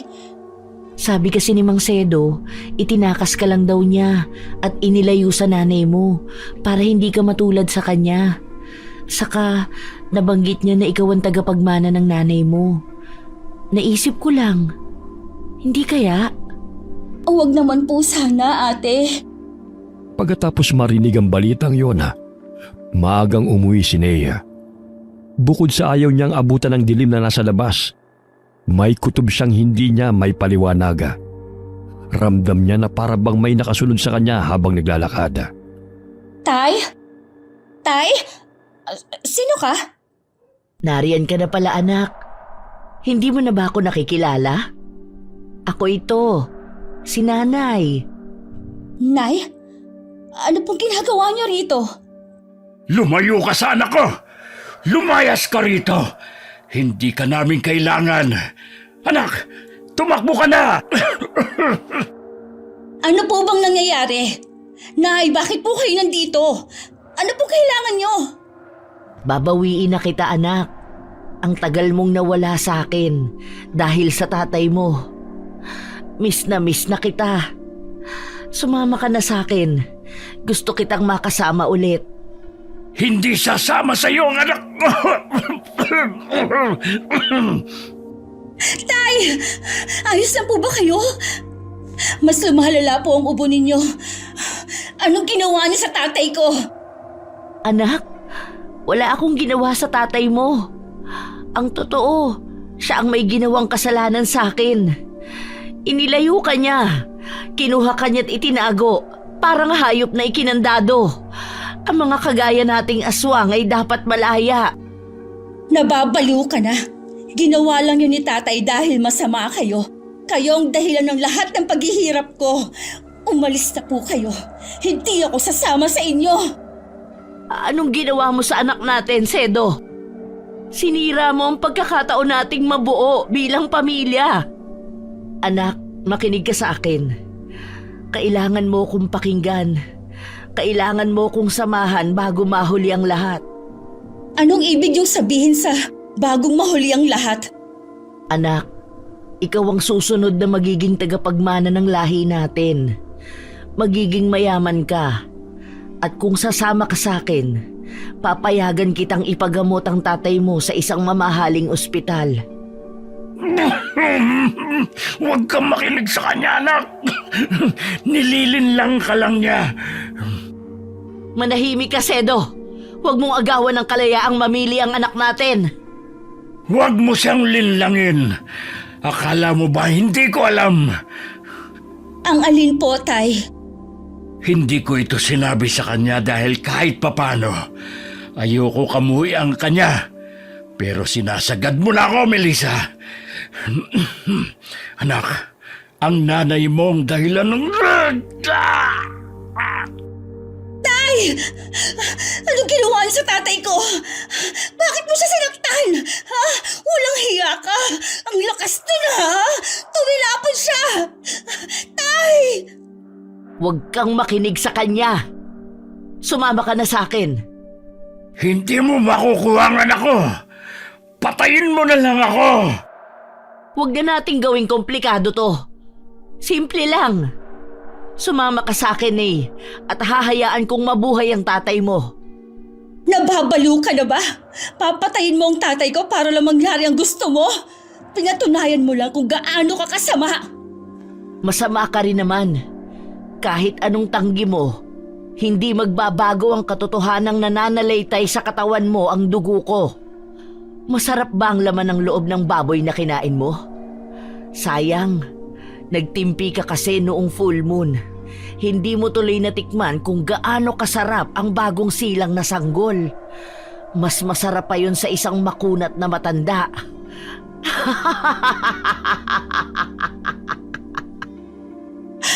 Kung ganon, ikaw ang pumatay sa bagong bangkay na natagpuan. Eh ano ngayon? Aswang ako. Anong inaasahan mo sa akin? Saka mabuting at matanda lang ang pinuntirya ko at hindi yung bagong silang na anak ng albularyo. Pero huwag kang mag-alala. Nakaplano na yun. Napakasama mo talaga. Hindi ka pa rin nagbabago. Hindi ako sasama sa inyo. Hindi ako sasama sa isang baliw at siraulo na kagaya mo. Napakasakit mo namang magsalita, anak. Para namang hindi ka nang galing sa akin. Ayokong gawin to pero ayokong magsisi ka sa huli. Kahit ano pa ang sabihin mo, hindi ako sasama sa'yo. 20 anyos na ako, Nay. May karapatan na akong magpasya para sa sarili ko. At sa pagkakataong to, pipiliin ko si tatay kesa sa inyo. Hindi ako sasama sa isang aswang na sumira ng pamilya namin para lang sa tawag ng laman at gutom. Sige, bibigyan kita ng oras at pagkakataon. Babalik ako. Hindi mo na kailangan bumalik. Buo na ang pasya ko. Para siyang nabunutan ng tinig nang makitang umalis na ang kanyang ina. Pero alam niyang hindi pa doon natatapos ang lahat. Tay, ayos lang po ba kayo? Anak, nag-aalala lang ako. Kilala ko ang nanay mo. Hindi siya titigil hanggat hindi niya nakukuha ang gusto niya. Tay, may dugo na po yung ubo niyo. Kailangan niyo na po talaga magpatingin sa doktor. Hindi na, anak. Wala nang doktor na makakapagpagaling ng sakit ko. Ano pong ibig niyong sabihin? Ang nanay mo, siyang nagbigay sa akin ng sakit na ito. At kahit mapilit mo pa siyang bawiin to, huli na ang lahat. Pero tay, baka naman po may paraan pa. Wala na, anak. Tinatanggap ko na. May tanin na ang buhay ko. Tay, wag naman po kayo magsalita ng ganyan. Tatagan mo ang loob mo, anak. Hindi pa naman ako mawawala ngayon. Sasamahan pa kita sa laban na ito. Kaya magpakatatag ka, ha? Naiintindihan mo? Opo, tay. Opo. Ganyan nga.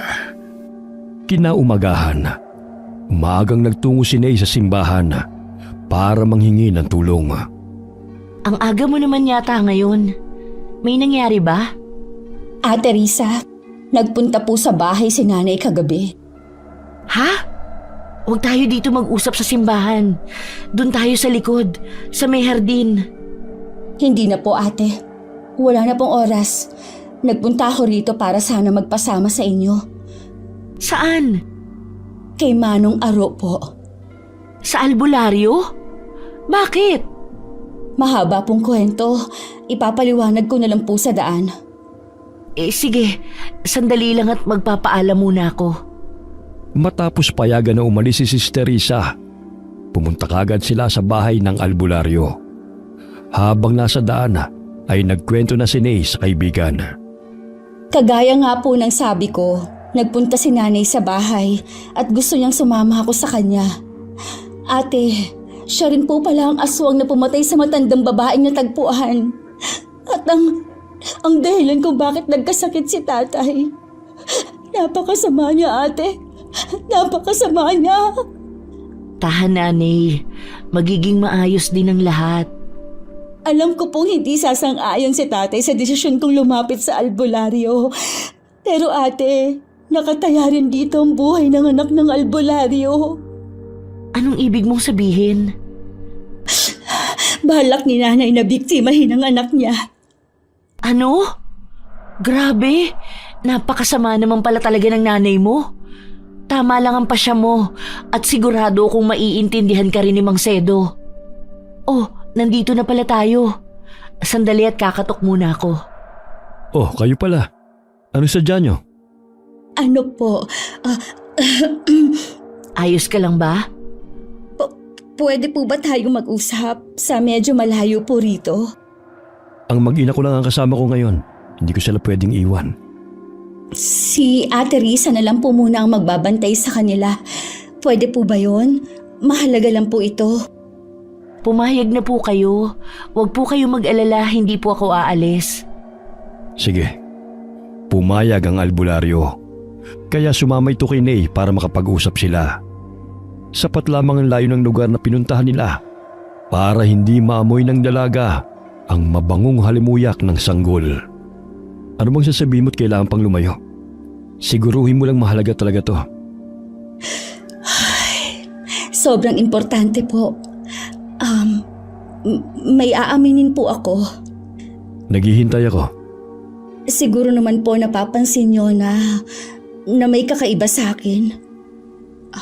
Tama po ang hinala nyo. Isa po akong aswang. Wala po ba kayong sasabihin? Ikaw nagaya makipag-usap at nagsabing may sasabihin ka, hindi ba?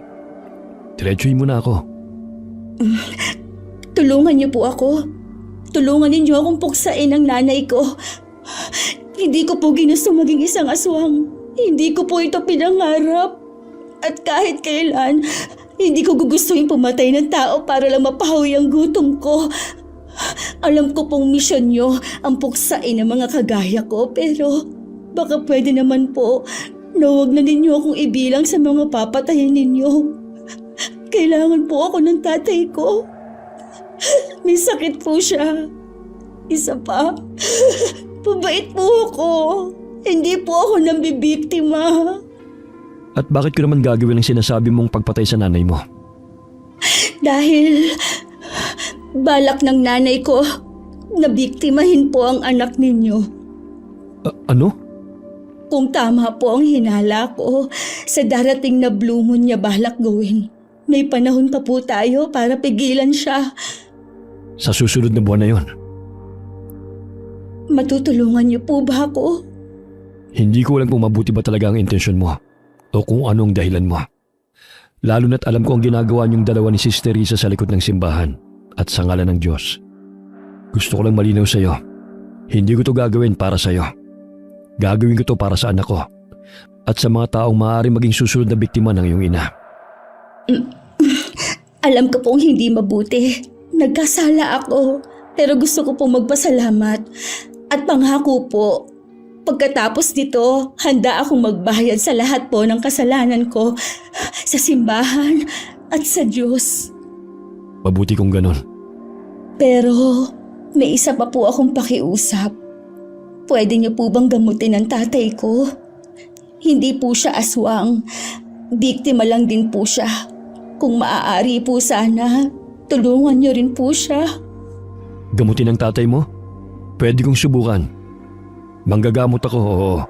Pero hindi ako naghihimala. Kailangan ko siyang makita para malaman ang kalagayan niya. Maraming salamat po, Manong Aro. Huwag ka muna magpasalamat kaagad. Sa gabing sumapit ang blue moon, kailangan mo nang mamili. Hindi lamang sa pagitan ng nanay mo at ng bayan, kundi sa pagitan ng dilim na dumadaloy sa iyo at ng liwanag na pinipili mong yakapin. Pag dumating ang oras na yon, wala nang atrasan. Naiintindihan mo? Naiintindihan ko po at pipiliin ko ang liwanag. Mabuti. Mapagkakatiwalaan ko ba ang kasama mo? Po? Si Ate Risa po ba? Oo naman po. Kung ganun, antayin mo ako rito. Kukuha lang ako ng mga gamit at agad tayong pupunta sa tatay mo. Sige po. Mabilis na bumalik si Manong Aro sa kanilang bahay. Habang si Nay naman ay nanatiling nakatayo at naghihintay. Pagbalik ng albularyo ay dala na nito ang kanyang mga kagamitan sa panggagamot. Pagkarating nila sa bahay ni Nanay, nadatnan pa nila si Mang Sedo na mahimbing ang tulog. Malayo-layo rin pala tong bahay niyo. Mas ligtas po kasi kung titira kami ng malayo sa mga kabahayan. Alam niyo na po. Tay? Tay? Nandito na po ako. Mukhang tulog ang tatay mo. Hayaan mo na muna siya magpahinga. Hindi ko pa siya natitignan ng maayos pero masasabi ko na hindi to normal na sakit lang. Isa tong hawa. Hawa po? Oo, hawa. Kung sino man ang aswang ang nagbigay sa kanya ng sakit, ibig sabihin gusto siyang hawaan ito. Pero nilalabanan ng tatay mo. Kaya siya mas lalong naghihirap. May paraan po ba, Manong Aro, para magamot po ang tatay ko? Susubukan ko, pero hindi ako mangangako. Gawin niyo po lahat ng makakaya niyo, Manong Aro. Iligtas niyo po si tatay. Hindi ako Diyos, Nay, pero susubukan ko. Tay? Tay, gising po. Nakauwi ka na pala. May kasama ka. Si Manong Aro po, albularyo, tay. Kung ganon, ikaw pala ang albularyong sinasabi ng anak ko. Tagal din nating hindi nakita. Magkakilala po kayo? Naging assistant ako noon ng tatay niya. Ay, mga panahong ayaw pa niyang tanggapin ang pamana sa kanya ng ama. Akala ko kasi matatakasan ko eh. Nay, pwede ba ako makiusap? Ano po yun? Pwede mo ba kaming iwan muna ng tatay mo? Sige po. Tay, sa labas lang po muna ako. Sige, anak. Kagaya ng pakiusap ni Manong Aro, mabilis na lumabas si Ney at naupo sa pahabang upuang gawa sa kahoy. Sinadya niyang di lumayo dahil gusto niyang marinig ang usapan. Ang laki ng piniyat mo ha. Ang akala ko hinayaan mo na yung girlfriend mong aswang noon. Inasawa mo pala talaga. Ganon talaga siguro kapag mahal mo. Kahit alam mong may sa demonyo. Paano ka pala napapahayag ng anak ko? Alam naman nating pareho na galit ka sa mga aswang. Hindi naman pwedeng habang buhay kitang iwasan. Ibig sabihin, Oo, matagal ko nang alam na nandito ka sa barangay namin. bakit wala kang ginawa? Dahil gaya nga ng sinabi ko, hindi kita pwedeng iwasan habang buhay. Patawad nga pala sa nagawa ko sa tatay mo noon. Kahit tarantado ka, naging matalik na kaibigan ka pa rin namin ng tatay ko. At higit sa lahat, para na rin kitang tiyuhin. Ano bang ginagawa nila? Bakit imbis na gamutin ni Manong Aro si tatay ay nagtatawanan lang sila? Hoy, kahit 22 years ang tanda ko sa'yo, mas mukha ka pa rin matanda sa akin noon.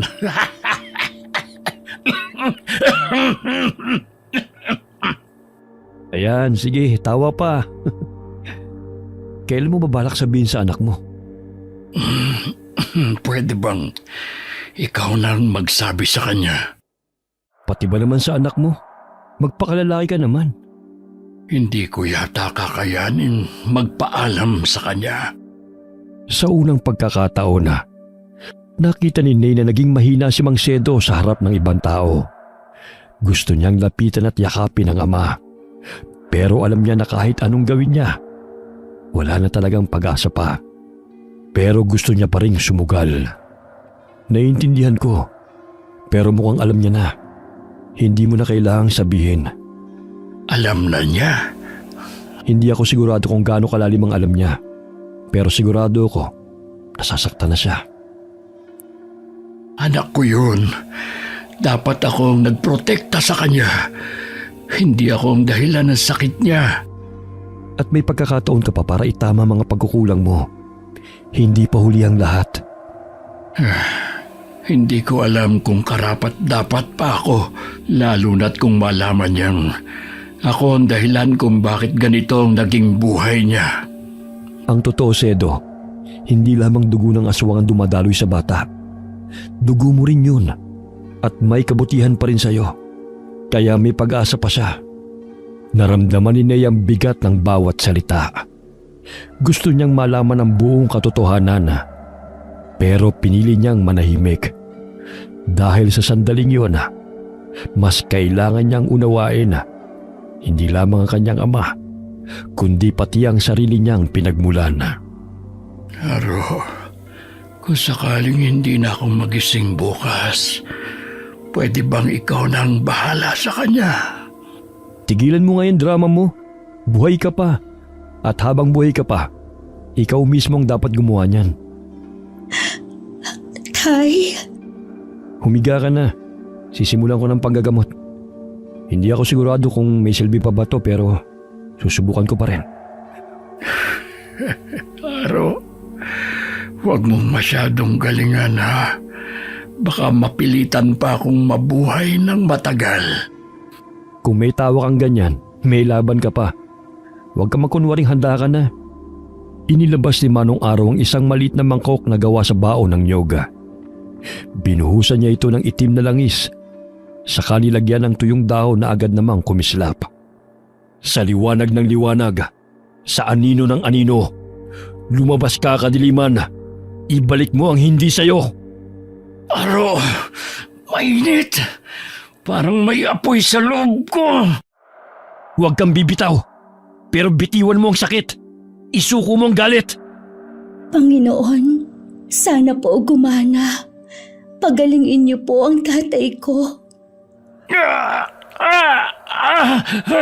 Ano ito? Parang pinipilas ang bituka ko. Hindi tama to. Dapat lumabas na ang sumpa. Nay, sa labas ka lang. Pero, Aro, hindi ko na kaya. Sa halip na gumaang ang lagay ni Mang Sedo, mas lalo siyang nanghina. Nanginig ang buo niyang katawan at muling sumuka ng mas maraming dugo. Nangingitim na rin ang gilid ng kanyang labi. Hindi gumana. May humaharang. Mas malalim ang kapitang itim na mahika sa katawan niya kaysa sa inaasahan ko. ibig sabihin, hindi niyo po siya kayang gamutin? Sabi ko naman sa'yo, manggagamot ako pero wala akong himala. Sabi ko sa'yo huwag mong masyadong galingan, Aro. Tumigil ka dyan. Mas sinuswerte ka pa't buhay ka pa. Tay, sorry. Sorry po. Huwag kang umiyak. Buhay pa ako, di ba? Manong Aro, wala na po ba tayo magagawa? Baka may paraan pa po. May isa pang paraan, pero hindi mo gugustuhin. Ano po yun? Kailangan mong hawaan ng pagkaaswang ang tatay mo. Ano po? Ayoko. Hindi ko po magagawa yun kay tatay. Pero yun na lang ang tanging natitirang paraan. Ang tanging paraan para maagapan ang sakit na ibinigay ng isang aswang ay ang maging aswang din. Isinumpa lang siyang mamatay sa karamdaman at hindi tuluyang maging aswang. Pero ang pagiging aswang ang magliligtas sa kanya. Hindi po yan totoo. Imposible. Pasensya na, Ney. Pero nakita mo, sinubukan ko. Parang tumigil ang pag-ikot ng mundo ni Ney sa narinig. Hindi siya makapaniwala na yun ang tanging solusyon para gumaling ang kanyang ama.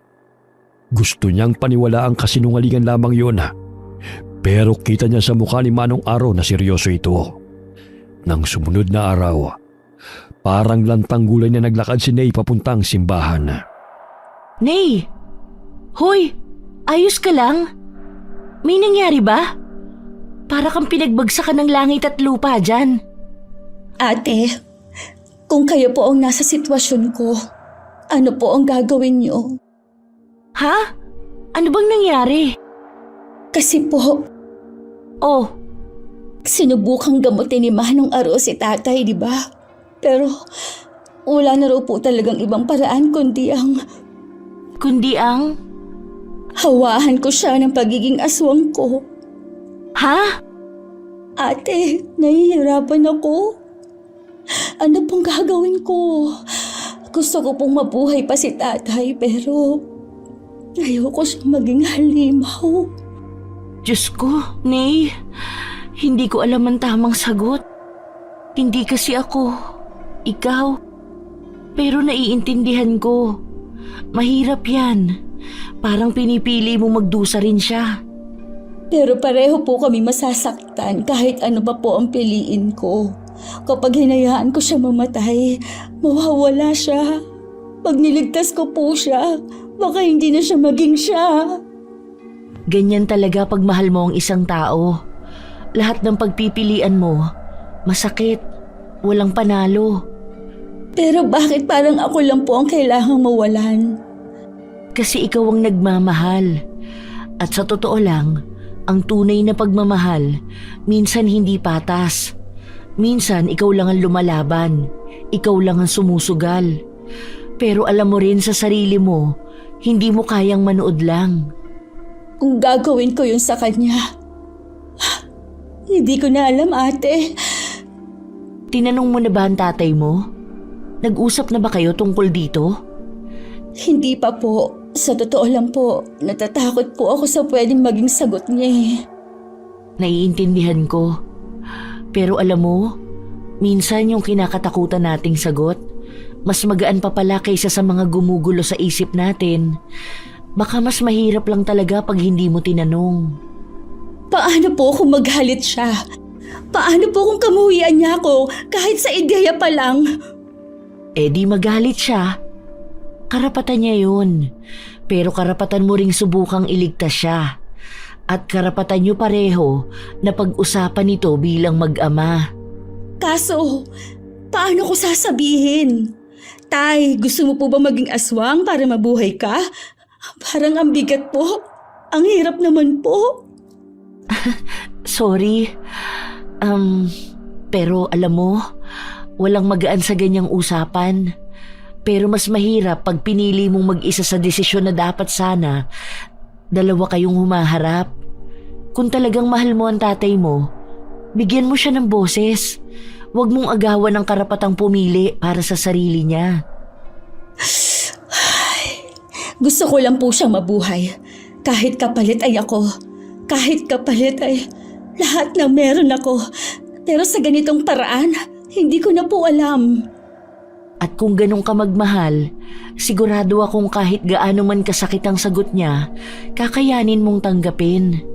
Dahil hindi ka nagpupumilit, nag-aalay ka lang ng pag-asa. Ate, salamat po. Baka kailangan ko na pong umuwi. Sige, pero Nay, isang pakiusap lang. Huwag mong kalimutan na anak ka rin. Hindi lang tagapagligtas. May karapatan ka ring matakot, malito at magpahinga. Opo, salamat po ulit. Ate, Bakit? mukhang alam ko na po kung bakit tinawag ng Diyos na maging madre kayo sa kabila ng lahat. Salamat po ulit. Mauna na po ako. Tahimik na tumalikod si Nea. Dala ang bigat ng desisyong hindi niya inakalang kailanman na darating. Tahimik ang paligid at malamlam ang araw nang dumating si Nea sa bahay. Inaasahan niyang tahimik sa loob. Pero pagpasok niya, agad siyang natigilan. Manong Aro, ano po ang ginagawa ninyo dito? Dumaan lang ako para kumustahin ang pasyente ko. Pero mukhang may desisyon na kayong ginawa na hindi ko tututulan. Po?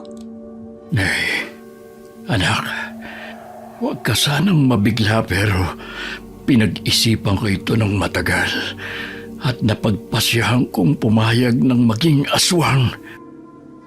Ano po? Seryoso po kayo? Naisip ko kasing laban namin to ng nanay mo. Kaya kung may dapat mang tumalo sa kanya, ako yun. Biktima ka lang ng kakaibang pag-ibig, anak. Tay, Kung desidido na kayo, kailangan natin gawin to sa tamang oras. kailan po? Sa Blue Moon, sa gabi ng kabilugan. Doon pinakamalakas ang agos ng dugo ng mga nilalang na gaya mo. Doon mas malakas ang bisa ng pangahawa at mas malakas din tayong lahat. Kaya kailangan natin paghandaan ng maayos.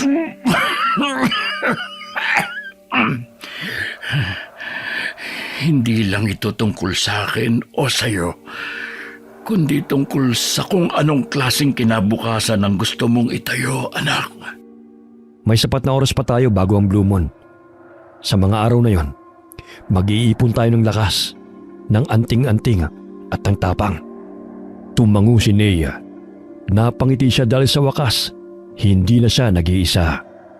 Kagaya ng plano, mas pinalakas ni Nea ang katawan niya para sa gagawin nila. Ganon din ang ginawa ng kanyang ama. Inumin mo to araw-araw, Sedo. Hindi nito kayang palisan ang sakit mo, pero makakatulong tong palakasin ang katawan mo para matanggap ang pagbabago. Para ka talagang tatay mo. Kung ano-anong mapapait ang pinapainom sa akin. Kanino pa ba ako magmamana? Alangan sa'yo. Inumin mo na yan. Huwag mo akong daanin sa tawa mo. Nasamid yata ako. Pahingin ng tubig. Matanda ka na talaga. Kaya nga, pero hindi mo pa rin ako ginagalang. Sino po bang mas matanda sa inyo? Mas matanda ng 22 years ang tatay mo. Bakit po parang ang casual nyo lang mag-usap? Suwail kasi itong si Aro.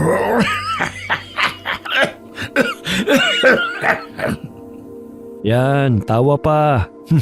Itong tubig, inumin mo. Nagpatuloy ang paghahanda nila hanggang sa dumating na ang mismong araw ng kabilugan ng buwan. Ang gabi ay tila mas madilim kaysa karaniwan. At ang buwan sa langit, bughaw, malamig at nakakasindak. Handa na ba kayo? Para saan po pala ang mga tuyong dahon sa ilalim ng lamesa? Iyan ba? Simulan na natin to. Tay, sigurado po ba kayo? Para sa'yo, anak. Gagawin ko ang lahat. Humiga ka, Sedo. Simulan natin bago pa magbagong hangin. Baka maramdaman ng asawa mo ang agos ng ritual. Sabihin mo lang kung kailan ko dapat isigaw ang aray. Huwag mo akong gagalitin, Sedo. Umupo si Ney sa lamesang gawa sa kahoy sa tabi ng kanyang ama. Sa gitna ng isang bilog na iginuhit sa lupa, sinindihan ni Manong Aro ang mga tuyong dahon ng saging na pinahira ng dugo ng uwak. Umalingasaw ang amoy ng usok na tila may sariling buhay. Ney, hawakan mo kamay ng tatay mo. Kapag sinabi kong handa na, hayaan mo pumasok ang dugo mo sa ugat niya. Huwag kang bibitaw kahit anong mangyari. Opo. Huwag kang kakabahan. Ikalma mo lang ang sarili mo. Kalmado na po. Kalmado ka na raw.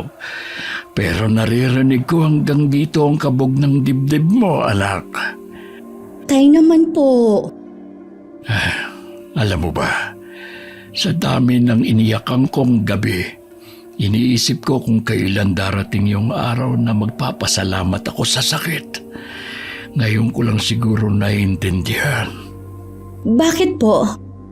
Kasi kung hindi ako nasaktan, baka hindi ko nakita kung gaano ka kalakas, kung gaano kita kamahal. Tay? Hindi ko alam kung anong mangyayari pagkatapos nito, pero gusto kong tandaan mo, hindi kita pinayagang sumugal mag-isa. Kung kailangan mong maging halimaw para mabuhay, edi sabay tayong dalawa. Tay, huwag niyo pong sabihin yan. Parang... Hindi ko sinasabi na paalam to, ha? Ang sinasabi ko lang, kung sakali mang hindi ko na maranasan ng bukas, gusto kong malaman mong masaya ako ngayon kasi kasama kita at lalaban tayo.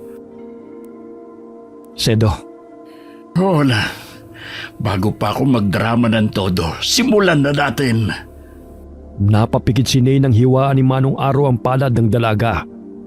Pagkatapos ay ganun din ang ginawa niya kay Mang Sedo. Pinaglapat niya ang palad ng dalawa na may sugat para magsalib ang kanilang mga dugo.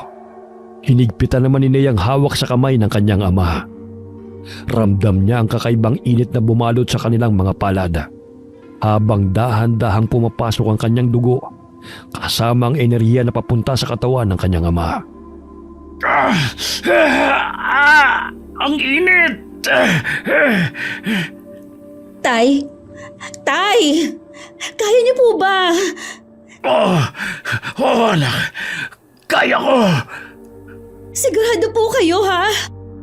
Siguradong sigurado! Tumayo kayo. Maghanda na.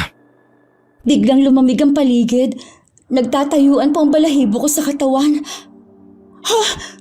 Nay? Anong ginagawa niyo rito? Napakabobo nyo! Nay? Melissa! Pilit ninyong binabago ang kapalaran. Nilapastangan nyo ang likas na batas ng ating lahi. Pagbabayaran nyo to! Huli ka na. Tapos na ang ritual. Hindi pa huli ang lahat. Pwede ko pa rin kayong wakasan bago pa lumalim ang kasalanan ninyo. Subukan mo, Melissa. Sa unang pagkakataon, lalaban na ako. Hindi mo na kami kayang talunin. Hindi na ako natatakot sa'yo ngayon. Huwag mong kalimutan. 3 kami ngayon. 3 nga kayo. Pero ako ang ina ng dilim! Walang makakaligtas! Tay, lumayo kayo! Hindi na ako lalayo. Haharapin ko siya. Mag-ingat kayo. Hindi na itong nanay mo, Nay. Isa na siyang halimaw. Mga traidor! Mabilis na sumalubong si Mang Sedo sa ina ni Nea nang umatake ang babae. Nagbanggaan ang kanilang mga kamay at nagtagisan ng mga lakas. Nagpambuno ang dalawa bilang mga nilalang na may kakaibang kakayahan. Hindi na ako mahina. Hindi mo na ako matatakot, Melissa. Tumanggap ka lang ng kapangyarihan, pero hindi mo alam gamitin. Tay, sa likod niyo po! Nay, dito tayo. Bilis! Po, hindi po ba natin tutulungan si tatay? Laban na nila yan. Tara, bilis! Pero... Alalahanin mo, Nay. Mahina ka pa ngayon. Wala ka pang laban sa nanay mo. Isa pa, nangako ko sa tatay mo na poprotektahan kita. Kaya tayo na. Huwag mo silang alalahanin. Malakas ang iyong ama. Dahil bukod sa nagawa mo na siyang aswang, naisalin mo sa kanya ang iyong lakas. Sige po, pero kapag dehado na si tatay, hindi po ninyo ako mapipigilan sumugod. Ang buwan, paula ng liwanag nito. Ano po ang buwan? Bakit po? Wala naman. Nangangahulugan lang na humihina ng kapangyarihan nilang dalawa. Magandang ideya po ba yon? Oo, kaya huwag kang mag-alala. Ngayon na, Aro! Saan po kayo pupunta? Diyan ka lang, huwag kang aalis. Mabilis na tumakbo si Manong Araw pabalik sa bilog na ritual. Sa bawat hakbang, inilabas niya mula sa kanyang bagang isang supot ng asin at isang posporo. Bumagsak naman sa lamesa sa bilog si Mang Sedo at Melissa dahil sa paglalabanan ng dalawa. Dali-dali namang pinaikutan ni Manong Araw ng asin ang paligid ng bilog. Hayop ka, Sedo! Ikaw ang hadlang sa lahat ng plano ko! Tay! Tay! Manong Aro, ano po ginagawa niyo? Diyan ka lang! Huwag kang lalapit!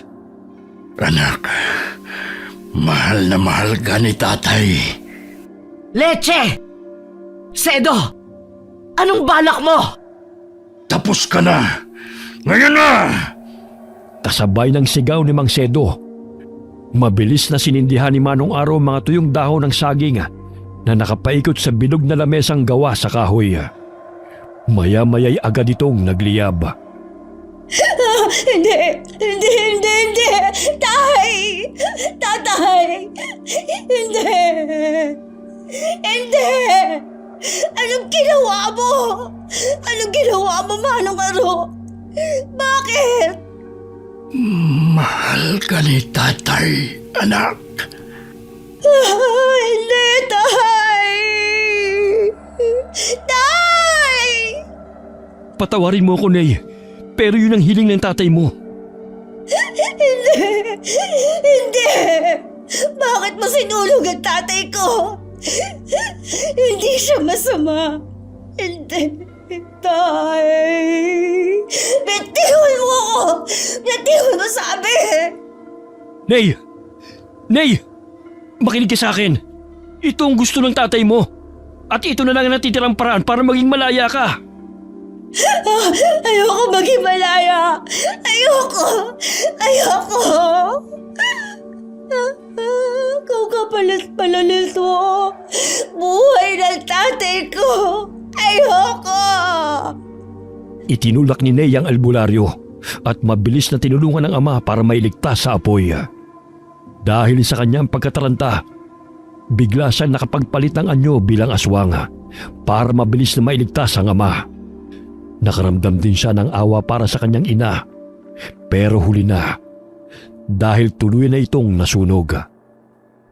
Tay, bakit hindi mo sinabi sa akin to? Bakit hindi mo sinabi na ito palang plano nyo, ha? Bakit? Mabuti at nailigtas pa kita. Balak mo ba ako mabuhay sa konsensya? Ha? Nakakainis ka. Patawarin mo ko, anak. Ginawa ko lang yun para hindi na siya makatakas. Nagsakripisyo ang tatay mo dahil mahal ka niya. Pero hindi niya dapat ginawa yon. Hindi. Marami namang paraan pa eh. Tay, ayos lang po ba kayo? May mga sugat kayo. Nalapnos ang ilang bahagi ng katawan mo. Lumalaki na ang apoy. Kailangan na nating lumabas dito. Doon muna kayo sa bahay ko. Kailangan ko rin magamot ang tatay mo, Nay. Nagmamadali silang lumabas ng bahay. Pagkalabas ay nakita nila kung paano unti-unting nilamon ng apoy ang bahay. Dahil nabubukod naman ang kanilang tinitirhan sa kabahayan. Kaya walang kapitbahay na naapektuhan ng sunog. May ilang residente na dumating para tumulong, pero hindi na rin naapula ang apoy. Kinabukasan, nasa bahay sila ni Manong Aro at nag-uusap habang nag-aalmusal. Tignan nyo nga naman ang pagkakataon. Hindi pa talaga kayo tinakda na mamatay sa sunog. Buhay pa rin kayo. Yun nga lang, tuloy na kayo naging aswang. Tay, sana man lang sinabi mo sa akin na yung palang plano nyo. Kaya pala parang nagpapaalam ka na eh. Andaya nyo po. Huwag nyo na talagang uulitin yan, ha? Paanong uulitin pa eh? Wala na ang nanay mo. Wala nang magaganap na ganoon. Ano na ang balak nyo ngayon? Yang pagiging aswang nyo, wala na akong magagawa dyan. Dalan nyo na yan habang buhay. Kailangan na naming umalis dito para makapagsimula ng bagong buhay. Sister Risa! Ate Risa! Nay, kumusta ka na? Nabalitaan kong nasunog ang bahay niyo ah. Totoo nga pong nangyari yon. Nasunog talaga ang lahat. Tapos na ang laban. Putol na ang tanikala ng sakit. At para makapili na kayo ng panibagong buhay. Akala ko may napahamak sa inyo. Mabuti at ligtas po kayong pareho, Mang Sedo. Oh, dahil yun sa katapangan ng anak ko. Magsimula kayo ng bagong buhay. At hindi nyo kailangang magsimula mag-isa. Nandito kami. Nandito ang Diyos. At kung sakaling piliin yung magtagal dito, bukas ang tahanan ng Diyos sa inyo. Para siya sa mga makasalanan. Buong puso niya kayong tatanggapin. Kasi alam niya na hindi ninyo ginusto yan. Biktima kayo ng kasamaan ng iba. Pwede pa rin po ba kaming tanggapin kahit ganito kami? Oo, mas lalo kayong tatanggapin dahil dyan. Tinanggap nga nila ako eh. Napayakap si Nay sa kanyang kaibigan. Lumuwag ang bigat ng dibdib niya dahil sa sinabi nito sa kabila ng sumpang dala nilang mag-ama. Dahil kay Sister Risa, nalaman niyang patas tumingin ang Diyos para sa lahat ng kanyang anak. Nasa tao na lang talaga kung paano nila ito matatanggap. Minsan, mga anak tayong pinapalo para disiplinahin. Minsan dinadaan sa pagsubok para lalong tumibay. At ang pagsubok ni Nay at ng kanyang ama, kahit papapasanin nila habang buhay, buong puso nilang pagtatagumpayan. Dahil sa bingit ng kamatayan, iniligtas pa rin sila ng dakilang lumikha para makita ang ganda ng buhay. Ang tao ang pumipili ng buhay niya. Tao rin ang nagdidesisyon kung aling landas ang tatahakin. At si Nay, alam niya na kung anong landas ang gusto niyang lakaran. Anya, lahat naman ng tao ay may pagkahalimaw na itinatago sa sarili. Kanya-kanya lang kung paano ito pagtatagumpayan. Sa kaso nga lang nilang mag-ama, ang pagkahalimaw ay literal. Pero alam nilang kaya nilang harapin nang walang ibang nasasaktan. Wakas.